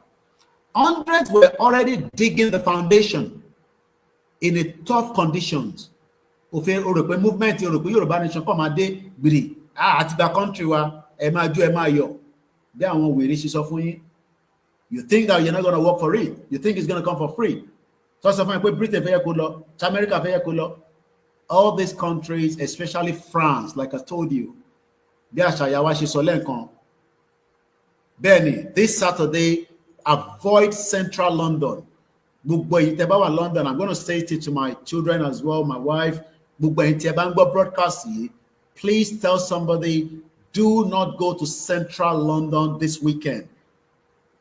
I don't know what is going to happen, and I don't care what is going to happen, but for my own people, tó jẹ́ ọmọ Yorùbá, tó bá jẹ́ ọmọ Nàìjíríà náà, tó bá wọ̀n ẹ̀mí kò jẹ́ nú ẹ̀, tó bá dẹ̀ wọ̀n kó lọ síbẹ̀, kó ṣorí kunkun, kí wà táwọn òyìnbó kẹlọ́jọ́ fà níbẹ̀. I will say more than that. Let's go quickly and read this further before we start the next stage of the broadcast. Torí ìrìnàjò tí ó wà ní weekend yìí, la máa sọ̀rọ̀ lérí ní the next chapter of the broadcast. Hundreds were already digging the foundation in a tough condition for what is now Africa's largest hydroelectric dam, striding the blue now. The dam will help electrify the country as well as provide power to the region. Moga Yuwasa was 27 years when he arrived in that remote corner of western Ethiopia in 2012. Sherry Timonso. Ele Debe at the age of 27 in 2012, eager to gain valuable experience in his profession. The completion of the project is set to change his nation, but it's also change his life. Only TikTok you want to change life. That's fine. Okay. On Tuesday, the Prime Minister Abiy Ahmed formally launched the Grand Ethiopian Resonance Dam, GERD, hailing it as the greatest achievement in the history of the black race. Even though we should be thinking about the future of Yoruba land, where we can have the black race. Ethiopia ti gbàmọ́ wa lọ́wọ́ nísìn níbi táwa ti ń ṣe níbi tá ti wà ní àárín mò. I want you to watch this video. Níbi táwa ti wà confused because some of you in tó kàn wá tá ń dá sí èyí tó kàn wá tó yẹ ká dá sí òun ni self-determination. It is the only hope. It is the final solution. Nothing else but tó bá wà láàrin ọjà wàá sọnù tó bá careful gbọ́ ilé ìgbò bọ̀. Òun tó máa bá ṣe business fún èyí tí ẹ̀ ń sọ pé Yorùbá nation kò lọ́bì kankan irọ́ ló ń pa ìgbà wo ariwo ọjà ni ṣe rí i pé àárín ọjà ni mo wà báyìí ariwo ọjà ni so ẹni tí yàn bá nájà èèyàn máa ń wò gbogbo ibi tí mo ti lọ nísìn ẹni tí mò ń bá nájà nìkan ni mò ń wò so nígbà tí bàbá tí pèlè máa tẹ̀síwájú orí Ìgbòho ní ká tẹ̀síwájú ysm ní ká tẹ̀síwájú ẹ̀yin kan wọ́n sọ pé Yorùbá nation irọ́ ni wọ́n fi ń defraud ni ariwo ọjà ni ẹni tí yàn bá nájà èèyàn á máa wojú ẹ̀ mo fi rẹja nísìn kí ló kàn mí pẹ̀lẹ́ tó ń ta abọ́ mo fi rata kírítà ní dẹ́ńtà lọ́tà ariwo ọjà ni ẹ̀yin tí ẹ wà ní diaspora iṣẹ́ ò dúró Koikimedia bringing the world closer to your doorstep adélẹ̀lérí láṣẹ Èdùmàrè bẹ́ẹ̀ fẹ́ bẹ́ẹ̀ kọ̀ Yorùbá nation àádádúró ariwo ọjà ni gbogbo àwa tí à ń ṣiṣẹ́ lọ ẹ má bá wọn wo ohun tí wọ́n ń tà o ohun táwa gbé dání tá à ń pè ní self determination òun ni ká dúró lé lórí ìrìn àjò náà rẹ̀ la ṣe wà Koikimedia live and direct. Do not get distracted and entangled in nonsense and jagbajantes. So this is the first part of the broadcast as we prepare the second part. Just to finish it up quickly on the Ethiopian Dam, one of the biggest projects in the black race. For us as Ọmọ Odùduwà, Ọmọ Yorùbá, into matter pull out of Nigeria and we start doing things that the world is expecting us to do. Konshikawa nínú ratirati a lè move láti point A to point B. Kò sí nǹkan tó ń work, kò sí nǹkan tó ń ṣiṣẹ́. We live in denial and we don't want to accept the truth. And the truth is only going to set you free. Abiy, alongside the Kenya president, William Ruto, and Djibouti Ismaila, unveiled a plug before powering up the turbine. What is started? It was stretched about 1.78 kilometers, that's about 1.1 miles, crossed a valley and stand at 145 meters, which is about 475 feet high. It is constructed with 11 million cubic meters of concrete. It has created a huge reservoir called Lake Nigat, which means dawn in the Amharic language. And Ethiopia doesn't believe, Tabanika Lowo, date Ethiopia lady. We have to see the calendar. What is today's date in Ethiopia? They are not using all these Western, it is 7 years behind in Ethiopia. In Ethiopia, they are currently in 2017. Until we stand firm and we believe in this movement, all together, we can survive the test of time. Because what we are going through right now is another test of time, and it's entirely up to us to stand together and finish up the job. The dam construction on the Nile tributary, which provide most of the great river water, was also a controversial. I'm not going to go into that controversial part. But what matters is that Ethiopia is celebrating something that we should be proud of as Africa. I pray that very soon, our Ali must celebrate gẹ́gẹ́ bí ìran ọmọ aládé tàǹpẹ̀rẹ̀ wa tí a máa kúrò nínú Nigeria. But those of you that are born in 2001, 24 years ago, if you are still in that bracket and you're against this movement, you definitely need to be taken to the mental home in Abeokuta, ní Aro, Kolotoju Opolue. Koikimedia bringing the work closer to your doorstep. Now, that is on that. I'm going to come back now to event that is going to be unfolding between now and the next couple of days. I've spoken with Chief yesterday. We spoke a couple of times yesterday, and as we all know, we are still asking for Chief freedom. Àìtí gbé ẹnu kúrò lórí ẹ̀, a sì gbẹnu lé lórí báyìí ni. Ó ní gbogbo right láti padà sílùú ẹ̀.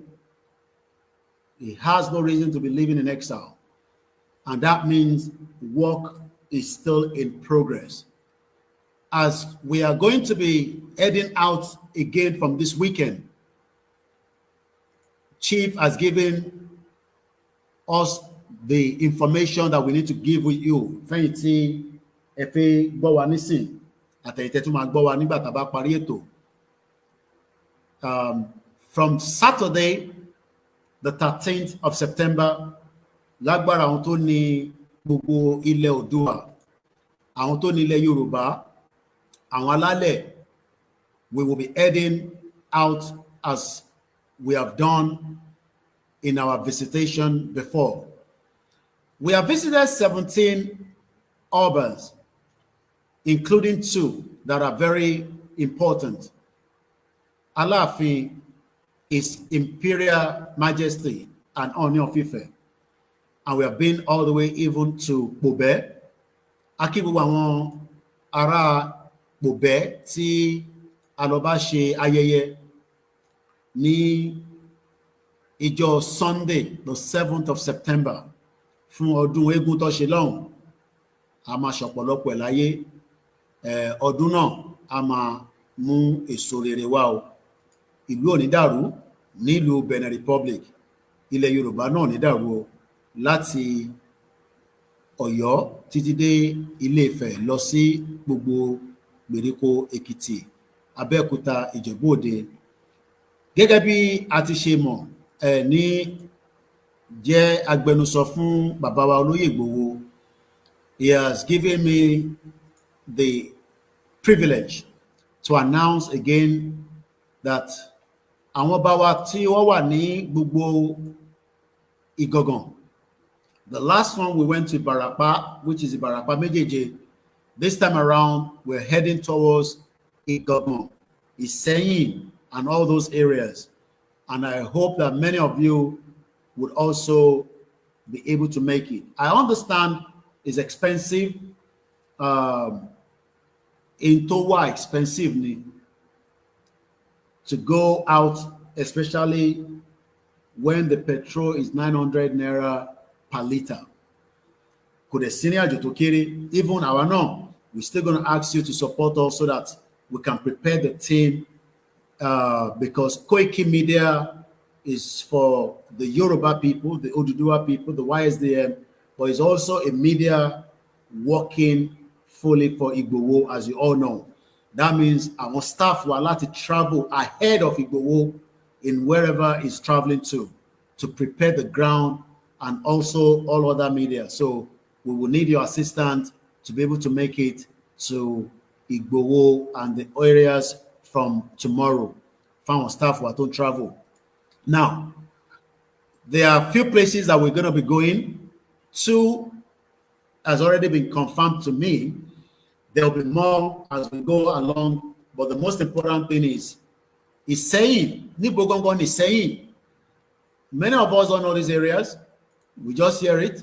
While some of us, I remember we talked about Ibarapanigbati, just like I did the program before we traveled to Ibatafet Losi, Barapa Mejeje.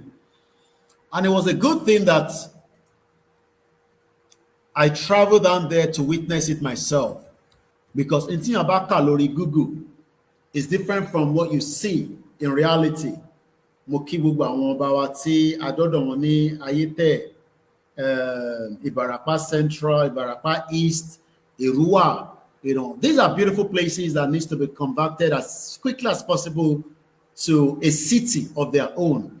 I don't need to believe in Eco Atlantic when Ibarapa axis can be transformed into a massive, industrialized area. I saw some of my mom's video because mo lo phone mama mi kan tí wọ́n fún mi. Wọ́n lọ wo àwọn archive àwọn memories wọn. Mo rí pé ìgbà tó lọ sí Dubai, ẹ rí pé mo post àwọn videos yẹn lórí TikTok. Mo kàn fẹ́ fi remind yín pé these are what we can do with our gold in Osun State. Ní láti ṣe máa lọ sí Dubai ká lọ ra gold. Ní láti máa lọ sí Italy. We have the best gold in Osun State and across Yoruba land. But all these are raw materials. Don't export lọ. Tó máa wá lọ produce gold. Àwa ṣe máa wá tún wá lọ wọ plane. Ẹ wo gbogbo bí a ṣe rí gbogbo àwọn kìíní yẹn nígbà tá à ń post ẹ̀. I realize pé this is the reason why ta ṣe ń sọ pé to have a Yoruba to be industrialized, Oduduwa land to be industrialized, a gbọ́dọ̀ kúrò ní Nigeria. A lè wà nínú Nigeria ká fẹ́ wà industrialized, kò possible. The West do not want you to be industrialized, and that's a fact. Àwọn òyìnbó fẹ́ jẹ́ ká wà industrialized. So I just want to put mo fẹ́ kí audio yìí kó gùn púpọ̀. So that announcement mo fẹ́ kó travel fast. So I'm going to do it quickly. So máa padà wá sí explanation gbogbo Ìgbòho bó ṣe rí Ìsẹ́yìn, but a máa visit bàbá wa tìlú Ìgbòho. Tá bá rántí pé àwọn ló host olóyè ní Ìgbòho nígbà tí wọ́n lọ ṣòkú màmá wọn. So bàbá wa Ọba Abdulrasheed Adétóyọ̀sí Aníkúlápó Jayéọlá III. We will be going there this weekend, Saturday the 13th of September 2025. Also, we will visit the many other areas, but one of them is Ìsẹ́yìn. So gbogbo ẹ̀yin ọmọ Ìsẹ́yìn, ẹ kú palẹ̀mọ́ fún Olóyè Ọmọ Adéyẹmọ. Ẹ jẹ́ ká gbọ́ bí a ṣe gba ìròyìn yẹn láti ọ̀dọ̀ àwọn tíìmù wa tá à ń pè ní Koikimedia. Láti iléeṣẹ́ Koikimedia bring the work closer to your doorstep. Èyí ni láti sọ fún gbogbo ọmọ Yorùbá jákèjádò àgbáyé, pàápàá jùlọ gbogbo ọmọ òkè òkun pé ọmọ yín, ẹ̀gbọ́n yín, àbúrò yín, ọ̀rẹ́ yín, olólùfẹ́ yín, Dr. Chief Sunday Adéyẹmọ Mọ́jàsọ́lá Ìgbòho Òòṣà yóò ṣe àbẹ̀wò sí ààfin àwọn lọ́balọ́ba lókè Ògùn bẹ̀rẹ̀ láti ìlú Ìsẹ́yìn lọ́dọ̀ kábíyèsí His Royal Majesty Ọba Dr. Chief Sefiu Ọláwálé Oyèbọ́lá Adéyẹrí kẹta Ajírọ̀tútù 1 Asẹ́yìn ti ìlú Ìsẹ́yìn. Ẹ jẹ́ ká jáde lógúnlógún, ká jáde lọ́gbọ̀nlọ́gbọ̀n, ká pàdé Dr. Chief Sunday Adéyẹmọ Mọ́jàsọ́lá Ìgbòho Òòṣà ní ọjọ́ kẹtàlá ọjọ́ Sátidé oṣù kẹsàn-án ọdún 2025 tá a wà nínú rẹ̀ yìí. Olùkéde Koikimedia bring the work closer to your doorstep náà ló ń kéde. Let's listen to it one more time. Ẹ gbọ́ ìkéde pàtàkì yìí láti iléeṣẹ́ Koikimedia bring the work closer to your doorstep. Èyí ni láti sọ fún gbogbo ọmọ Yorùbá jákèjádò àgbáyé, pàápàá jùlọ gbogbo ọmọ òkè òkun pé ọmọ yín, ẹ̀gbọ́n yín, àbúrò yín, ọ̀rẹ́ yín, olólùfẹ́ yín, Dr. Chief Sunday Adéyẹmọ Mọ́jàsọ́lá Ìgbòho Òòṣà yóò ṣe àbẹ̀wò sí ààfin àwọn lọ́balọ́ba lókè Ògùn bẹ̀rẹ̀ láti ìlú Ìsẹ́yìn lọ́dọ̀ kábíyèsí His Royal Majesty Ọba Dr. Chief Sefiu Ọláwálé Oyèbọ́lá Adéyẹrí kẹta Ajírọ̀tútù 1 Asẹ́yìn ti ìlú Ìsẹ́yìn. Ẹ jẹ́ ká jáde lógúnlógún, ká jáde lọ́gbọ̀nlọ́gbọ̀n, ká pàdé Dr. Chief Sunday Adéyẹmọ Mọ́jàsọ́lá Ìgbòho Òòṣà ní ọjọ́ kẹtàlá ọjọ́ Sátidé oṣù kẹsàn-án ọdún 2025 tá a wà nínú rẹ̀ yìí. Olùkéde Koikimedia bring the work closer to your doorstep náà ló ń kéde. So òun náà ni a ti ń gbọ́ ní àtiléeṣẹ́ wa pé ní Saturday yìí a tún máa tẹ̀lé bàbá wa Olóyè Ọmọ Adéyẹmọ. Kí ni reason tí a ṣe fẹ́ tẹ̀lé olóyè jáde àti pé kí ni nǹkan tó ń béèrè fún? Èyí tí olóyè ń béèrè fún lábẹ́ àwọn tí wọ́n gbé ètò náà kalẹ̀ tí a mọ̀ sí Ìfẹ́lódùn Àpapọ̀ Ọmọ Yorùbá, Akíkanjú, YSDM, Ìlànà àti gbogbo groups pátápátá láìyọ ẹnìkankan sílẹ̀. Mo kí president ẹgbẹ́ Ìfẹ́lódùn Àpapọ̀ Ọmọ Yorùbá, brother mi dáadáa Gani Alágbàlá, akí the vice, Kentos Àbẹ̀bí, àkí gbogbo àwọn elétò, àkí Yorùbá World Media náà pátápátá, àti gbogbo àwọn èèyàn wa tí a jọ ń lọ ìrìn àjò náà. Gẹ́gẹ́ bí ẹ ti ṣe mọ̀, ìrìn àjò kan ò kéré. Ìrìn àjò tí a bá ń lọ báyìí, it involves a lot of logistics and planning. And the only thing that can also help is the financial part. Ẹ ràn àwọn tẹ́ bá lè ràn lọ́wọ́ ní platforms, ní groups yìí, and that I think is the only advice I can give. Ẹ jọ̀ọ́ bá mi pín audio tí ó bá dé ọwọ́ yín. Ó máa gbéra láti ọjọ́ Saturday yìí lágbára àwọn tó nílẹ̀ Yorùbá, which is just less than 48 hours from now. Gbogbo èèyàn mọ ìlú Òkè Ògùn, ẹ kú ìpalẹ̀mọ́. Kò wá ń ṣe gbogbo Òkè Ògùn nìkan, ẹni tó bá lè travel from any part of Yoruba land to come down, please let us come down.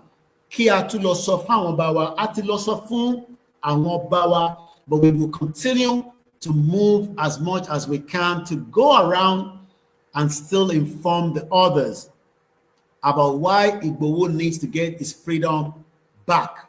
His freedom is not something that we're going to joke with. It doesn't matter your belief. It doesn't matter, whatever your own, understanding of why Igboho needs to get his freedom. What matters most is that Igboho's freedom kò ń ṣe tá a máa fi ṣeré. Báwọn kan bá fi ń ṣeré gẹ́gẹ́ bí agbẹnusọ ẹ̀, gẹ́gẹ́ bí ẹni tó nífẹ̀ẹ́, tó dẹ̀ nífẹ̀ẹ́ ìyàwó àtàwọn ọmọ ẹ̀, it is important that he gets his freedom. George Akínọlá wà Nàìjíríà náà tó ń ṣe Yorùbá nation, ìjọba ọ̀dẹ̀ lé mú. Kí ni ìjọba ṣe ń lé Ìgbòho mú? Kí ni ìgbọ́ tí Ìgbòho ṣe tó fi di pé wọ́n lé? He has no reason to be living in exile. Ó nílé tó lè máa gbé. It's costing him more money to live in exile because he has, number one, naira to safer. Owó yẹn ti bàjẹ́ gan. Now he has to pay more rent. He's been doing that for the last 4 years. He needs to return back home and also take care of his business. Not just his business, his account needs to be open, and most importantly, TTD and no, I'm sure some of you have seen the video of any talk kidnap. Ọmọ Yorùbá tó náà ń san 10-point-something million naira. You ask yourself, if Igboho is given the privilege to look into the insecurity, I'm sure Fulani terrorizing us will reduce. I'm sure it will reduce.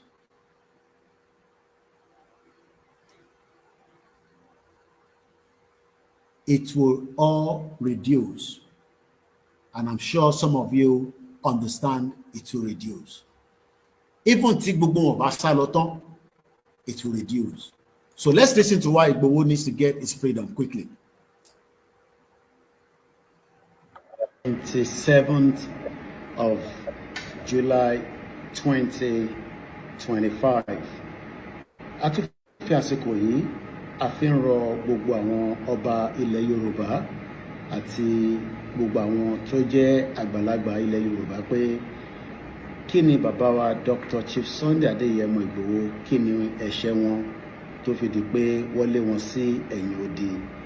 À ń rọ gbogbo àwọn ọba ilẹ̀ Yorùbá, kábíyèsí o, àṣìfìlà fún orí adé, kí wọ́n dákun kó jọ̀ọ́ kó bá wa gbé ìgbésẹ̀ lórí ọ̀rọ̀ bàbá wa Dr. Chief Sunday Ìgbòho, kí wọ́n lè ní ìtúsílẹ̀, kó ní access sí àkáǹtì wọn, kí wọ́n dẹ̀ lè ní òmìnira wọn ní kíákíá.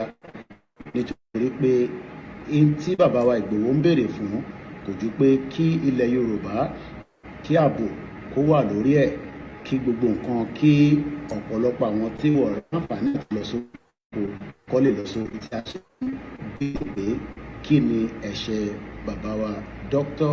Olóyè Chief Sunday Ìgbòho tí gbogbo èèyàn mọ̀ sí aka Ìgbòho Òòṣà. Màá tún fi àsìkò yìí rọ gbogbo ẹni tí ó bá rí fídíò yìí tó bá wa fi ránṣẹ́ sí gbogbo tó bá yẹ kó dé, kí ó lè ní etí ìgbọ́ fún gbogbo àwọn tó máa láǹfààní àti gbọ́. Orúkọ tèmi náà kò tí yí padà, Ọláyọmí Kóìkì tí gbogbo èèyàn mọ̀ sí Koikimedia.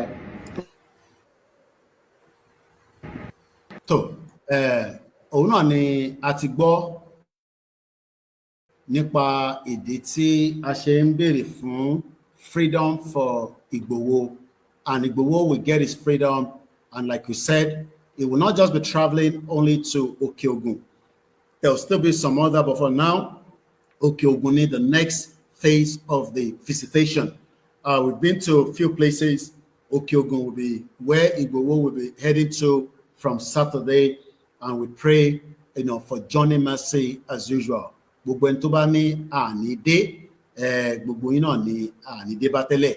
Gbogbo àwọn tó bá dẹ̀ jẹ́ pé inú kan náà ni a fi ń tẹ̀lé olóyè, tí a fi ń tẹ̀lé káàkiri, ká túbọ̀ máa fi inú kan yẹn ká fi tẹ̀lé, torí pé in tí olóyè ń béèrè fún kò tí ì pọ̀ jù.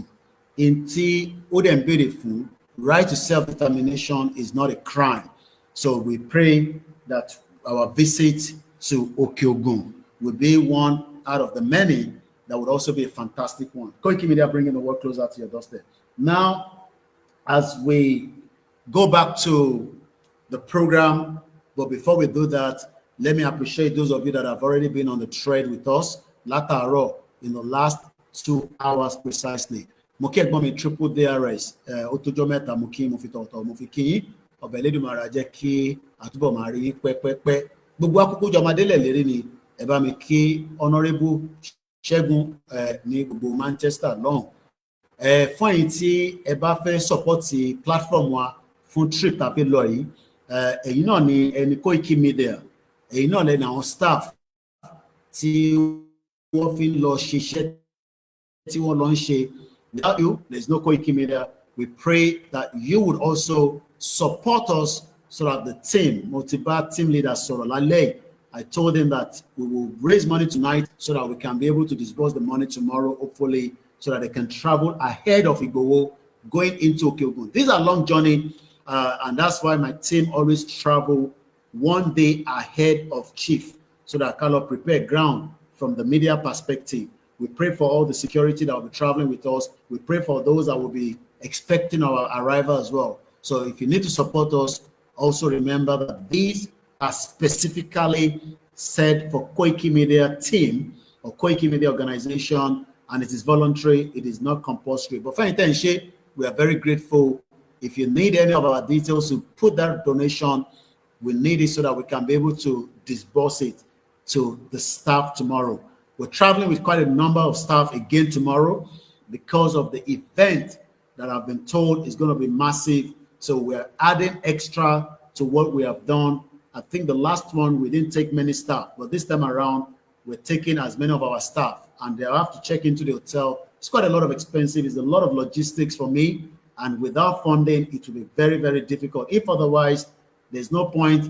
If we don't have the fund, what would happen is that I'll only be the one traveling with Igboho, and I'll only do what I can do. But I don't think it will be very, very convenient.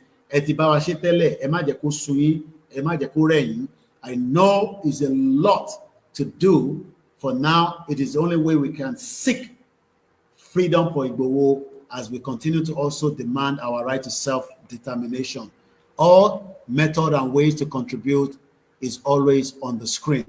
Let's go back quickly and appreciate more. Moki brother me, Aziz Shakiru. These are part of many of our security network. Moki Awamoteku, Moki OPC, Moki Farmers Hunters. I count on Nigerian police as well, because they've been very fantastic throughout all our traveling. They've not done anything more than putting the logistics within their own area to make sure that all these are crime-free. If you are caught, you would have to face the consequence of whatever happened to you. We're going there for a purpose. You're not meant to be there to come and hijack anybody's phone. Many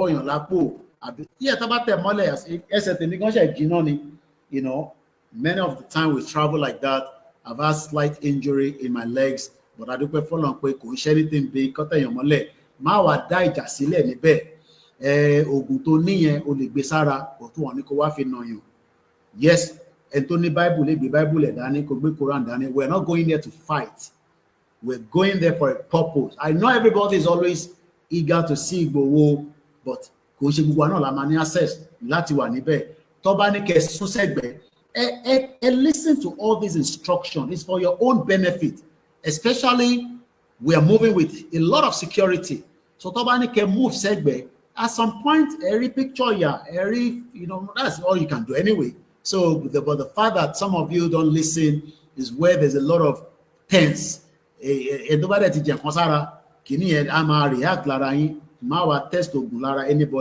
Let us come there and let us go in line with the instruction. The instruction is not a rally. This is not a rally. We're not going out for a rally. We're going out to seek the support of our Kabiesi, Lori Oro Igboho.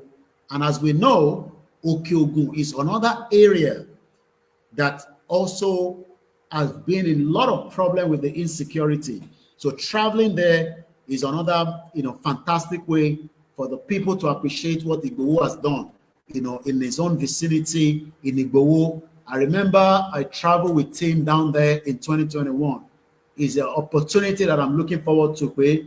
After many years, we're going back there. Alosi Gogoni the last time.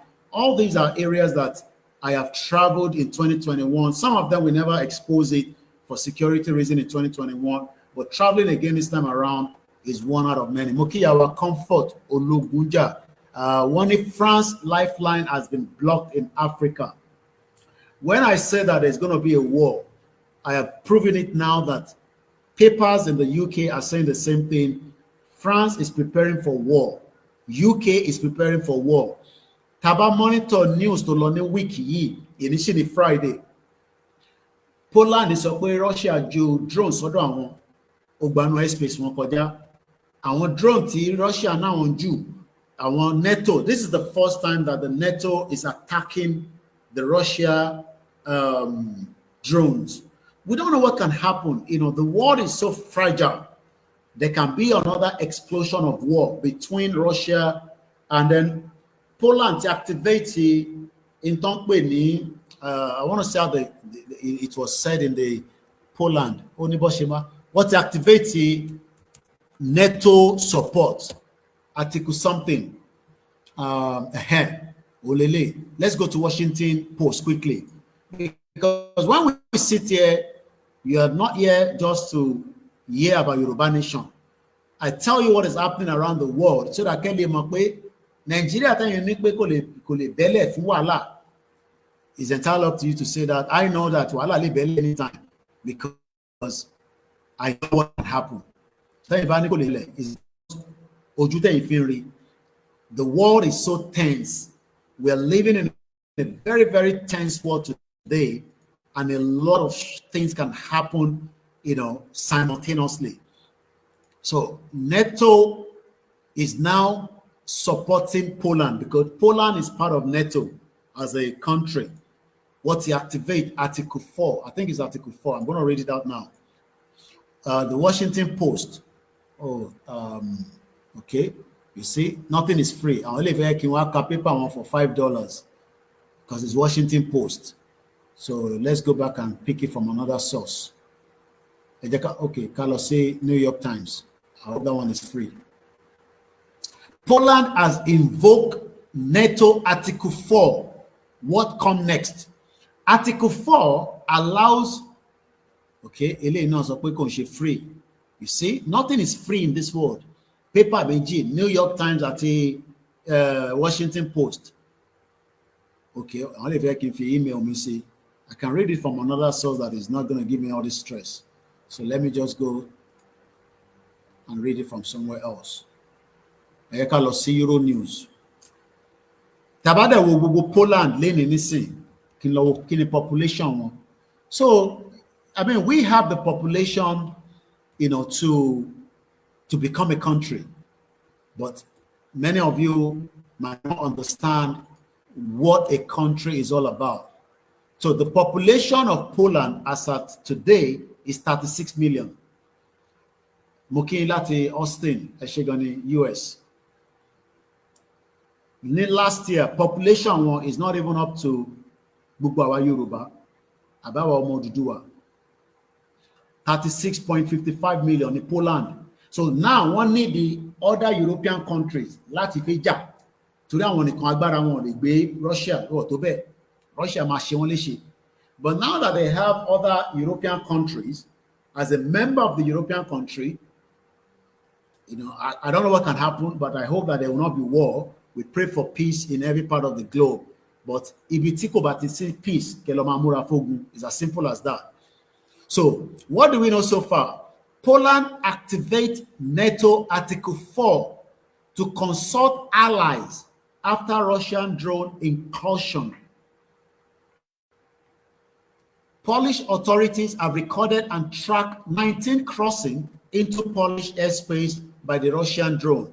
As at Wednesday, week Hawaii, Poland has now activated Article 4. Kí ló mean by that? Ẹ wá ràn wá lọ́wọ́ láti jà. Àwa náà tá bá tọ́pa tẹ̀fẹ́ jà, ta la máa ní kó wá ràn wá lọ́wọ́. Tá bá tẹ̀ mọ́ tó fẹ́ ràn wá lọ́wọ́, ṣé nǹkan tá máa sọ lórí social media nìyẹn? A lè sọ. So, in as much as we are asking for self-determination in a non-violent way, we must also prepare for war. It's as simple as that. Muriembe, Aziz, brother Medada.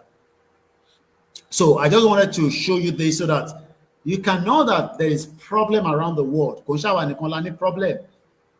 But NATO, Oma supporting Poland. Population Poland go to 40 million. And to buy the country far better than Nigeria. Far better than Nigeria. But it's entirely up to us if we are truly ready to exit from this union. Let's go forward and appreciate the identity wa lórí thread pẹ̀lú wa. Fún ẹ̀yin tí ẹ fẹ́ ràn wá lọ́wọ́, the details is always on the screen. Please, every donation now is also important, especially as we're heading out this weekend. Weekend is what? Very, very important fún ilé-iṣẹ́ tiwa, as many other that are also traveling as well. Muki brother wa baba wa Idris, one in London, ní England, ní UK, ní weekend yìí, ẹni tẹ́ bá mọ̀ ẹ pè wọ́n, ẹni kan wà very careful láti lọ sí Central London. Àwọn ọmọ English fẹ́ jáde tán ní weekend yìí, wọ́n náà wọ́n nígbà, foreigner ti pọ̀ jù, blah blah blah blah blah blah, you know. So I can only advise you. There's a lot of things happening. There's a festival going on in London this weekend. There's 7 football match. So it's going to be tense.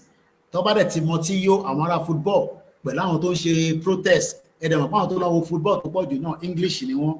Àmọ́ other countries not tó lọ́wọ́ wọn, but majority of the people that are going out to watch the football are also that. So it is important that you understand that. Mo kí bàbá wa lórí Koikimedia Oduduwa, Olakunle Elijah King, mo kí Abdulsalam, ẹ̀ ń béèrè pé ṣé mo ṣe wà Nàìjíríà? Yes, mo ṣe wà Nàìjíríà, mo ti kúrò Nàìjíríà. So mo kí ìyá wa Esther Adétọ́un Ewétóga JP, kọ́ni kọ́nà fọ́nrún kẹ́ ìyá wa Janet Fashaki. So bí ṣe ń kí ẹ̀yin tí ẹ ti darapọ̀ mọ́ wa, ìbàbá wa Idris ni even other European country citizens are coming over on Saturday. Ṣé gbọ́? Èmi tẹ̀ túgbọ́n yẹn. So kò ń ṣe English nìkan ló fi jáde. Àwọn kan tó máa travel láti European, ó máa tense gan ní UK ní weekend yìí. Please avoid Central London.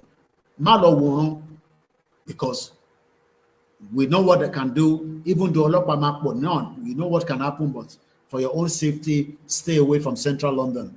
Mo kí brother mi Olakunle, Nigeria Air is a Sakamanje. We said it earlier on. Second-hand page says, if he does that, what will now happen after he has left power? Fulani will destroy it back. I believe one sọ̀rọ̀ nípa project Tinubu fẹ́ ṣe nísìn, the Calabar Coastal Road. I mean, what do we need that for? Ẹ fix gbogbo àwọn gbèríko, kó tẹ̀ jẹ́ pé federal road nìkan lè bá fix, gbogbo títì ò dá, you know. But rather than that, what if you kówó jẹ ni? We know how that works, is a fraud. Tinubu just borrowed another 1.3 billion, say billion or $1 million. I think it's million. $1.3 million. I think it's $1 million. Yeah, I think so. I can check it out. So it's just crazy that Olukaluku wọn kàn caricature ní kọjá tí wọn kó lóka. Bẹ́ẹ̀ ni Mr. Mokente wà lórí TikTok. Just do your own and let's go. I don't want the program to go in 3 hours. So I'll slow it down in the next 20 minutes. Tibati Kibubu Itonising. Moki brother means second-hand page. I don't know whether it's a man or woman. You say failed and a damaged government. Mukiba Bawa Waris, you know, do closely world views. I don't want to even use the word into in Asian country recently. Whatever is going to happen in Nigeria, I'll just let it be. It will happen. So each time that happens, could trigger anybody in Nigeria. Okay, it doesn't trigger anybody. But into my trigger wa, àwọn alálẹ̀ máa jẹ́ kó trigger wa. So ó máa wá spontaneously. Kò ṣe tó máa announce. So in as much as we are seeing a lot of what is happening around the world on a daily basis, many people, kódà àwọn mórí tí Ṣèyí lọ, ó ní anybody tó bá tẹ̀ pé, yeah, which is, I agree with that. Anybody tó bá jẹ́ àwọn ọmọ Igbo tó bá ń sọ̀rọ̀ nípa Nepal pé nǹkan tó ṣẹlẹ̀ kó lọ ṣe lọ́dọ̀ tí wọ́n ní south east kó má ṣe ní south west. Ìtawà Yorùbá bá fẹ́ ṣe kó jà wà la fẹ́ ṣe fúnra wa. Nobody should instigate anything between each of the boundaries, because what people are saying is that what played out during the EndSARS, there was instigation from the southeast people against Yoruba land. So like I said, our Yoruba nation, our instigate violence. So into bá ṣẹlẹ̀ ní ibi tí ó ṣẹlẹ̀ yẹn tí gbogbo ti rí fídíò yẹn, I don't care because kò trigger yín, kò move yín. But into máa ṣẹlẹ̀ tí àwọn alálẹ̀ máa jẹ́ kí ọ̀rọ̀ tiwa tètè níyànjú kó ṣẹlẹ̀. That's all I can say. So that you don't quote me and say, Koiki ló ní Koikimedia ló sọ pé ẹni tó ṣẹlẹ̀ ní ibẹ̀ yẹn kó wá ṣẹlẹ̀ nílẹ̀ Yorùbá. I don't care. Nígbà tí yà bá mú gbogbo wa tó jẹ wá dáadáa, we will continue to demand for our right to self-determination. That's all I can say. So mo kí bàbá wa Waris Jinadu, mo kí deputy, wọ́n ní poverty has added more fear to our fear in that country, which is understandable. At least àtẹ̀dúpẹ́ pé àwa ṣì rí ìkọ̀kọ̀rẹ́ jẹ ní Ìjẹ̀bú Òde ní bíbá. You know, as many people cannot even have that kind of meal. You know, it's one of the fantastic meal for Ìjẹ̀bú people, but many people cannot even have the normal, you know, protein, you know, the normal basic food that you think you can just have. All available, but all expensive. Baba Waris Jinadu, there's also a protest going on in France. So my expect France go have protest in Nigeria, could possible. So if a protest, call up protest, I will protest. In Tower Feni, Kagba country wa, or Notama de Figba, why you go to Batwasiko. Moki Baba Waris Jinadu again, Moki Aziz Shakiru, Baba Waris Jinadu, indigenous Yoruba sons and daughters, self-determination, to about the 20 minutes, 2 o'clock. This program will come to an end. Indigenous Yoruba sons and daughters, self-determination is more than any individual Yoruba baggage title. In Tantra, you're a doctor. A brother Watono, IT engineer. I think I saw it in the Punch newspaper. The job was about $250,000. But we know what happened. Because of his nationality, what refused that definition to Rojomo Nigeria. I don't know why. Be a Nigeria tini. Nigeria any problem ni tani. Shoruko Nigeria any problem ni. Chiba ni ko ni problem. No problem. Gbogbo alaje ma jẹ breakfast. So one the 419 political ambition. Ṣèyí Mákindé fẹ́ di president. Okay, kí ló bá di president, kí ló máa ṣe fún wa? Tinubu tó di president, kí ló rí ṣe? Ọbásanjọ́, kí ló rí ṣe? So, you know, all this is just gimmicks, just to disturb our mind. Okay, what is the difference about Tinubu now? Oh, kuku better come out the president. I would rather not want Tinubu to be president than he's president now. Ibo to tosi lara, àwa náà sọ̀rọ̀ sí, àwọn Fúlàní sọ̀rọ̀ sí, gbogbo El-Rufai náà máa relegate padà sẹ́kù. Tinubu máa rig election, but it can become, you know, so kẹ́mà ní èmi ò gbógun kọ̀ọ̀kan wá o, ogun tó bá máa ṣẹlẹ̀ kó ṣẹlẹ̀ ni, tó bá dẹ̀ ní ṣẹlẹ̀ kó má ṣẹlẹ̀, tó bá máa ṣẹlẹ̀ wọ́n ní lálá tó lọ sókè ilẹ̀ ló ń bọ̀ ni, igi gogoro má gún mi lójú àtòkè láti ń wò, gbogbo òwe tá a máa pa yẹn tásìkò bá tó ṣẹ́rí tó máa jẹ́ kí gbogbo Nigerians indigenous people kó react. Ọmọ El-Rufai sọ pé we are not one. Ó sọ nínú post kan lórí X ní wíìkì táwa yìí ni o. Ó ní Nigeria is not one. So why are we? Kí ni reason tí Tinubu ṣe fẹ́ràn lọ́wọ́ campaign fún ọmọ Igbo because tó dìbò fún orí 2027 ọmọ Yorùbá nìyẹn. so tó bá yẹ pé àwa ní country tiwa ò ní lọ́mọ Igbo kó máa wá campaign fún ẹ mo rí Igbo kan náà fẹ́ ṣe òbí wọ́n fẹ́ ṣe 1 point, you know, we can have them living with us, but to be one and then alogba PVC a máa dìbò nílẹ̀ Igbo a máa dìbò ní north, why wasting all the resources láti lọ campaign níbẹ̀? I see it as a waste of time. We are just about less than 20 minutes to end of this broadcast because I need to go to bed as well. The most important thing, I've passed the message on, and I hope you've all got the message. Moki Babawa Jani Akim, when I kushe takuntakun Elédùmarè ọba ayérayé yóò máa wà pẹ̀lú wa, àmín o.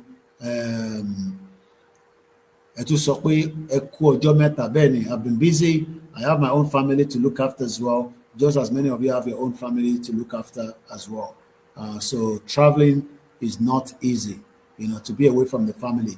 Baba Wariji Naduni, it may somewhat be possible with if every state, city, town, county have their jurisdictional policing, treasury, court, and peacekeepers.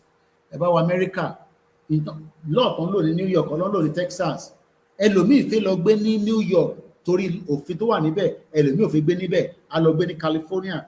We are not one. We are just wasting our precious time trying to work something that is not workable. A máa sọ̀rọ̀ ẹ̀rọ rédíò máa rojọ́, tẹlifíṣàn máa rojọ́, gbogbo ẹjọ́ tó ń rò yẹn kò save security. Tó bá ń ro gbogbo insecurity, nígbà tí èèyàn sì ń fi 10 million, wọ́n bí bọ̀bọ́ yẹn pé èèyàn mélòó ni wọ́n kidnap, ó ní èèyàn 5 wà ní bíbáyìí, èèyàn 7 wà ní bíbáyìí, òun rí èèyàn 2, àwọn tó rí nìyẹn, àwọn yẹn ní sí wọn ti gbà wọ́n lẹ́gbàá tó rówó, tó bá rówó wá yìnbọn fún wọn. I mean, it's crazy. I don't know. Mo kí Prince Adébáyọ̀ Shitu. Ta ló tó wà ń bẹ? Aziz Shakiru mo ti kí ẹ lẹ́ẹ̀kan. So ẹni tí ì bá dẹ̀ rí, mo kí ogbon ìtẹ́wà lórí TikTok pẹ̀lú mi, Instagram, Twitter space, and the rest of you across. BBC not giving Oduduwa Nation attention. But I don't expect BBC, especially I don't have problem with the staff, don't get me wrong all the time, but I have problem with the organization. Okay? Mo bá ti bá rí méjì yẹn lọ ní ọ̀la again. Picture kan tí mo yà pẹ̀lú àwọn òyìnbó kan ní Central London many years back. Wọ́n kọ síbẹ̀ Broadcasting Bias Corporation. Àwọn òyìnbó gan like wọn. So but àwa Yorùbá tá bá ti BBC Yorùbá torí bí àwọn gbọ́ Yorùbá dáadáa nítorí ọkọ nìyẹn náà definitely tẹ́mi náà bá ń sọ English lórí aléra ẹlòmíì máa sọnù ẹnìgbọ́n kan tí mo sọ mọ́ torí pé kí ẹ lè bá máa gbọ́ mi ni mo ṣe bring a tempo yẹn ká máa sọ Yorùbá ẹlòmíì àní ẹjọ́ ránṣẹ́ Yorùbá ni náà kó ṣe dandan ni mo láti máa sọ Yorùbá. I can do my presentation in English but ẹni tó bá gbọ́ gbọ́ ẹni tó bá gbọ́ kò ní gbọ́ but the fact is that tẹ́ bá ti rí àwọn BBC àbáwọn kan tó máa ń sọ oríṣiríṣi àwọn Yorùbá kan tó yẹ pọ́ fífi darin àjò rú ẹ má believe pé torí wọ́n gbọ́ Yorùbá dáadáa yẹn àwọn ni angel yìí. BBC is not our angel. It's a useless organization that doesn't have any respect for us. It's as simple as that. I don't have problem with the staff, but I'm talking about the organization. Èmi àti wọn jọ ń gbé ní UK ni gbogbo ta ṣe pátá níwájú BBC kò sí kan tó report nígbà tó lóye wá. Ìyẹn lẹ́yìn wá ń pọ́nlé. Àwa là ń sanwó staff fún taxpayers ní gbogbo àwọn tó ń gbé ní UK. Àwọn ò ní láti máa tọrọ owó bẹ́ẹ̀ mi ṣe ń tọrọ owó báyìí. BBC ò ní ìmọ̀ láti wá sórí social media máa ní kẹ fún àwọn olówó. Owó taxpayers tiwa TV license tá à ń san òun ló fi ń funded. So think about it, 66 million yàtọ̀ sáwọn àgbàlagbà ká tẹ̀ sọ pé population of 5 million àgbàlagbà. So 60 million. Imagine 60 million people paying £40 in household. Multiply it. Then bá ríro owó yẹn. Ìyẹn ló ṣe ń ṣòṣì bí ẹran aṣẹ́wó ẹ má bínú fún language yẹn. Ìtò kan wà ló máa ń ṣò fún wa lọ́hùn yẹn. Ẹlòmíì ò tẹ́ ń wo BBC. Nonsense àjàgbàjántì lọ́ fowó wa ṣe. Òun làwa fẹ́ jáde nísìn. Àṣẹ̀wọ̀n àtọrọ ẹ fún wa lówó, ẹ ràn wá lọ́wọ́, ẹ support wa. BBC ò ní láti máa sọ yẹn because owó wà lọ́wọ́ wọn. Wọ́n kàn waste owó wa ni. Àbí mo parọ́ ẹ̀ tẹ́ wà ní UK. Ká tó máa lọ. Ṣé mo parọ́? Mo kí brother mi Magun Gray. Àwọn tó wà ní UK mọ̀ tí mo sọ, wọ́n mọ̀ pé òtítọ́ ni mo sọ. The BBC doesn't have to come on social media and be saying, kó wá fà account number síta, no. Wọ́n gbéyàn lọ sí prison tó bá san TV license. Ó ní owó TV kò sí tó kàn wọ́n. Ó bá sọ pé laptop ló fi ń wo program nínú ilé ẹ̀. Ó gbọ́dọ̀ san TV license. Ẹ wá multiply millions of pounds tó kàn waste every year. Àwọn program òfò, program tó ní kankan ṣe, program tó lè sọ̀rọ̀ nípa bá ṣe máa pín lọ́nṣe. But tá a bá jókòó bíbá yìí, tá à ń sọ pé ràn wá lọ́wọ́, ẹ support wa, so that ká lè bárò BBC yẹn jà as a media, because media gangan ló wà powerful. Èyí tí BBC bá sọ nísìn, ó máa lọ viral ju tèmi bá sọ lọ, but it's a lie. But ní tèmi sọ, torí pé government ò like it, wọ́n restrict it, wọ́n pin it down. Mo sọ fún yín, tèmi gbà tí mo sọ fún yín pé wọ́n gbé channel wa lọ tán, Lai Mohammed, ẹni mo parọ́, ṣé Sowore ò ti confirm ẹ̀ fún yín? Nígbà tí mo jáde tí mo ní Lai Mohammed kọ lẹ́tà sí Google pé kó já YouTube mi kó gbé wálẹ̀ pátápátá, ẹni mo parọ́. I'm sure some of you said so. Kí ni DSS sọ fún Facebook àti Twitter kò ṣe fún page Sowore? I don't think some of you know who we are fighting. Media làwa fi sọ di, tẹ́ ẹ̀ bá ní strong media, bá ń pè gba Yorùbá ní ṣọ̀rọ̀ làǹpà. Tó bá dọ̀la, tọ́lọ̀ máa fún mi ní strength. Mo ti ṣe ní article. Ká lọ bá àwọn lobbyist. Ẹ mọ̀ etí lobbyist ń gbà. I may not have saw the article. I don't have the strength anymore tonight.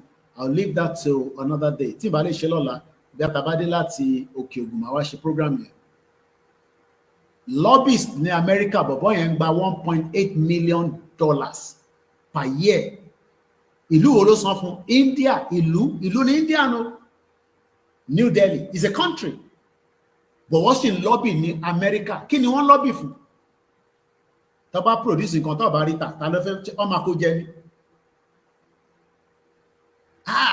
Yes, àwa náà lè ṣe. Ẹni tó dáwó ní 2019 ó sì ń béèrè pé kí ló fowó ṣe, sórí ẹ̀ pé. Ẹni tó dá owó 2019 ó ń béèrè pé kí ló fowó 2019 ṣe. A wà ní 2025. India wọ́n san ní ọdún yìí ni o, wọ́n ṣe ayé àbọ̀bọ̀ yẹn, Jackson Miller lórúkọ bọ̀bọ̀ náà, máa ṣe program lórí yẹn. Ṣáwa náà lè raise $1.8 million ká wá lọ kó fún bọ̀bọ̀ yẹn kó bá wa lobby pẹ̀lú Trump pàpé pín kó má bàa dìjà àbí aṣáfẹ́jà àfẹ́jà náà. Bọ̀ṣà ní $1.8 million $1.8 million. A lè ní, ó possible. But ẹni tí ó understand ní tán pè ní Euro movement, ó kọ̀ rò pé bóyá sometimes I just laugh when, àwọn tó understand tán pè ní movement. Wọ́n nídìí owó, wọ́n béèrè owó. Ṣẹ̀gbọ́n kan tí ẹ̀gbọ́n mi sọ triple DRS. Ó ní Koiki, which £40? One is £175. Ẹ má bínú ẹ̀kọ́ mi ti kúrò ní London tó jẹ́ mẹ́ta. Pressure dẹ̀ wà l'Africa tí mo wà iná. Bẹ́ẹ̀ ni pressure wa, o rò pé kò sí pressure. Triple DRS ni, I don't watch BBC, but they are forcing people to pay TV license. Is 100 and multiply £175 times 60 million. We have people just watch the video. Ẹlòmíì àti dá £1 àti dá £5. Ẹ̀yin tẹ́ ń dá fún wa, adúpẹ́ àmọ́ lórí. We have 9 minutes. Kákọ́ fi sọ̀rọ̀ ọ̀rọ̀ funding. A tẹ̀ understand àwọn tó wà ní tọ́ọ̀nì, but ẹni tó jẹ́ diaspora tó mọ̀ pé yes olórí ìrìn àjò yìí, media gangan ni òun ni media ni the backbone of this movement. Mo ti sọ, ẹ máa jà ní media lẹ́ need, ẹ máa ṣe diplomacy ní the media, because tẹ́ bá máa jà náà tẹ́ bá ní media tó dúró dáadáa tó lè pariwo ẹ̀. TV license is £175. Bí a £45 tèmi máa ń san every month ni mo ṣe ń rò pé mo tẹ́ kòdó wife mi tẹ̀lé ń san náà kò ń ṣe mi. Bẹ́ẹ̀ ni trade world exchange. So kí lẹ rò pé India ṣe kákọ̀ sọ kí lẹ rò pé India ṣe lọ ń bá lobbyist wọ́n wá san $1.8 million bí wọ́n sọ fún bọ̀bọ̀ yẹn ẹ̀ǹkan dẹ̀ ló sì bá wọn rí Trump last week Saturday ni ó rí Trump. Indian government ti san $1.8 million fún lobbyist l'Amẹ́ríkà. Iṣẹ́ táwọn yẹn gbà ní iṣẹ́ tèmi gbà ní media need owó nísìn continuously la need owó to run the operation. Ẹ rò pé torí àkọ́jókòó sórí atán TikTok náà kò ń sọ̀rọ̀ TikTok ìlàtàn náà àwọn iṣẹ́ kan wà tí èèyàn máa ṣe ní underground G ṣé gbogbo tí Amẹ́ríkà ń ṣe là mọ̀ ṣé gbogbo tí Israel ń ṣe là ń gbọ́ ṣèbí tó bá ṣe síta là ń rí ṣé nígbà tí Israel fẹ́ àtàkì Qatar ta ló sọ fún Amẹ́ríkà nìkan ló sọ fún Amẹ́ríkà dẹ́nu sọ fún Qatar nírọ̀lẹ́ pa ẹ̀ sọ fáwọn nígbà tó ti àtàkì àwọn ẹlẹ́sẹ̀ sọ fáwọn ṣó nígbà tó bá àtàkì àwọn làwọn máa tó mọ̀. By now we have to connect with satellite, direct satellite. Tá ni máa need the Nigerian government network. Irú àwa kò tẹ́ ká máa lo MTN ní Airtel ní. Ó yẹ ká avoid it completely. Kò yẹ ká máa lò rárá. If you know the meaning of security, you should be using normal direct satellite. Ó ti wà. O lè ra ti Elon Musk. O lè ra láti ta. Wàá dẹ̀ máa lò nínú Nàìjíríà. But Tabanika lọ gba Elon Musk, let me just leave that for now. I don't think some of us understand this game. Ó dàbí football tó fẹ́ gbá ní weekend ní sínú ọmọ tó fẹ́ play. Team tó fẹ́ lọ win, ẹ gbọ́dọ̀ prepare team yẹn dáadáa.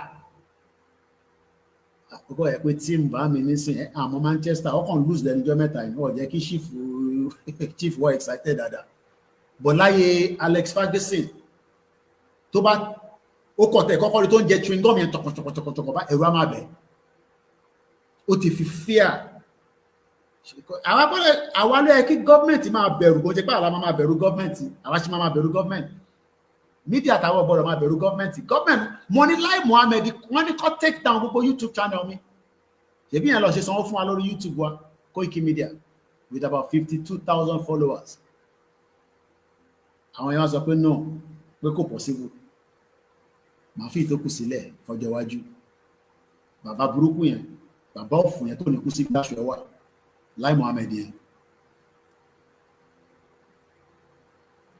ó kọ lẹ́tà ebi bó ṣe ebi ṣe pé tí gbọ́sẹ̀ ẹbí ẹ̀ka ti ṣòwò rẹ̀ ṣèbí ṣòwò rẹ̀ jáde tó ní DSS kọ lẹ́tà sí Twitter X kọ take page òun down kọ close it.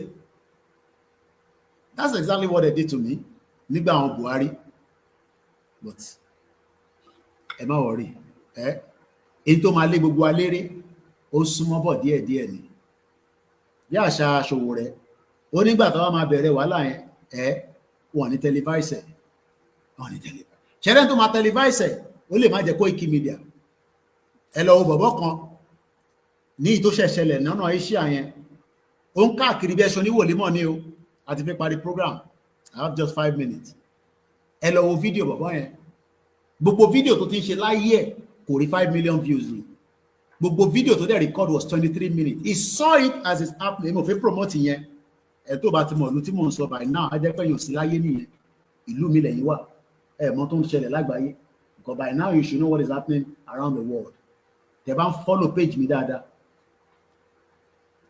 òyìnbó ni ó ń káàkiri ni ó máa ń gun motorcycle ó máa ń káàkiri ìgbà tó ní passport tó dá òyìnbó dẹ̀ ni for the fact ojú òyìnbó security ni ó tún wá ní British passport security ni ó tún gbọ́ English security ni ó fẹ́ ship báìkẹ̀ láti ìlú yẹn lọ sí Dubai mo lọ wo gbogbo page ẹ̀ gbogbo fídíò tó ṣe láyé ẹ̀ bí àì tó pọ̀ jù tó rí views rí kò wọ 50,000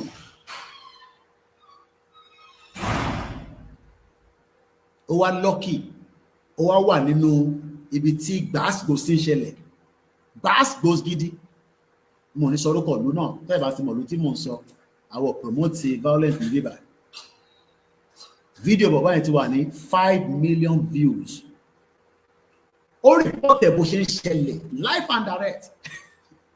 So nígbà tó bá máa report ti Nàìjíríà ó lè má jẹ́ Koikimedia torí Koikimedia náà lè busy fáwọn kan míì. Ọlọ́run fún wa ṣe àdélẹ̀ lè lágbára Ọlọ́run. So mo kí mo ti fẹ́ parí anyway so 4 minutes. So mo kí gbogbo èèyàn wa lẹ́ẹ̀kan sí ẹ ràn wá lọ́wọ́ ká lè rówó lò ní weekend yìí.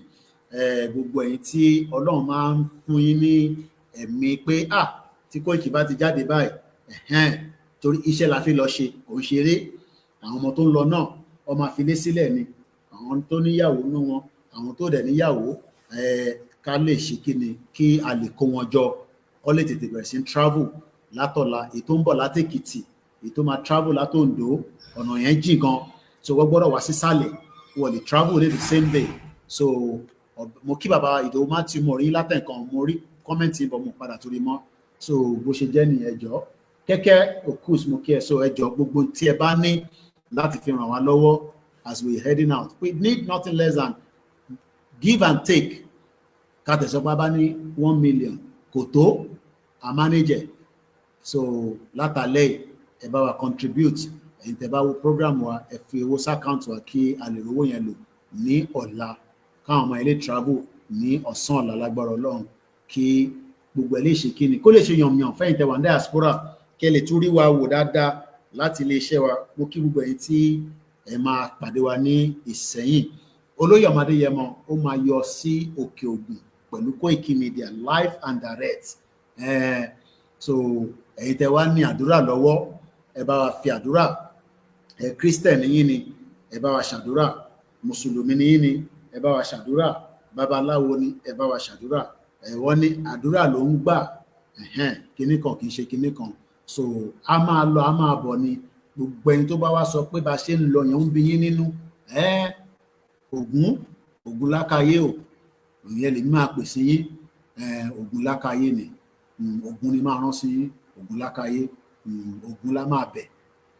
A máa bẹ̀ Ògún torí pé ìtagbé dání kò Allen Conde ó ní Nigeria is a ghost state.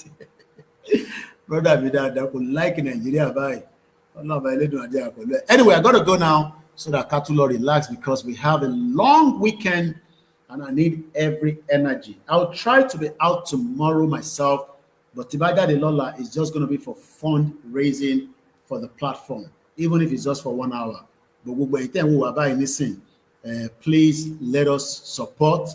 I know money is not easy, but you need the media to be right there and deliver the message. Thank you so much. God bless Orokema and God bless Nigeria. God bless Nigeria. God bless. Pastor, pastor, you know, God bless Nigeria. Stage God will bless Nigeria because it touches sílẹ̀ tó bẹnu Nigeria lójoojúmọ́. Mo wo fídíò kan ní Kebbi State. Bí a Kebbi ni àbọ̀nà tẹ́ bá rí omi ní hospital yẹn. Rubbish. Thank you so much and have a very good evening. First bank account is 3096808848. Tó bá jẹ́ PayPal náà ni musakalam1@yahoo.com. I transfer wa. Tó bá jẹ́ pé safer náà lè fi send ẹ sí mi, ẹ pè mí. Tó bá dẹ̀ pé OPay 6104290167. Tó bá dẹ̀ pé UK account sort code 040605 account number 169062228. Tẹ́ bá wá ní nǹkan kan tẹ́ fún wa. Ẹ máa fàdúrà tì wá lẹ́yìn pé a máa lọ rẹ̀ a máa bọ̀ rẹ̀. Má ṣàdúrà pé a ní lọ ká má padà dé o. Ògún ló fẹ́ fi ṣeré nìyẹn o. Torí ọmọ babaláwo làwa o. Àwọn fi Ògún ṣeré o. Ògún la máa gbé sí ẹ. Àwọn tó máa bá fi Jésù fi tẹ̀lẹ́yìn àwọn yẹn wà. Ògún lè mi máa rán sí ẹ. Torí Ògún ló máa tètè ṣiṣẹ́ tí mo fẹ́. Orí pé mo ti lọ bá wọn celebrate ọdún eégún. Àti sọ fún àwọn eégún. Eégún á máa lé gbogbo lójú oorun ni. Thank you so much. Britain citizens must relax. Their leaders cause the problem around the world. God bless you. God bless me. God bless all my wives. God bless my children. God bless ọmọ gbogbo Odùduwà. Gbogbo bí tí message mi bá dé káàkiri gbogbo àgbáyé. Ọbẹ̀lẹ́dùmarè àfiwá lọ́kàn balẹ̀ o. There's a lot going on. There's a lot of pressure in the diaspora, just like there's a lot of pressure at home. Mo gbọ́ story woman kan tí ọmọ 14 years old.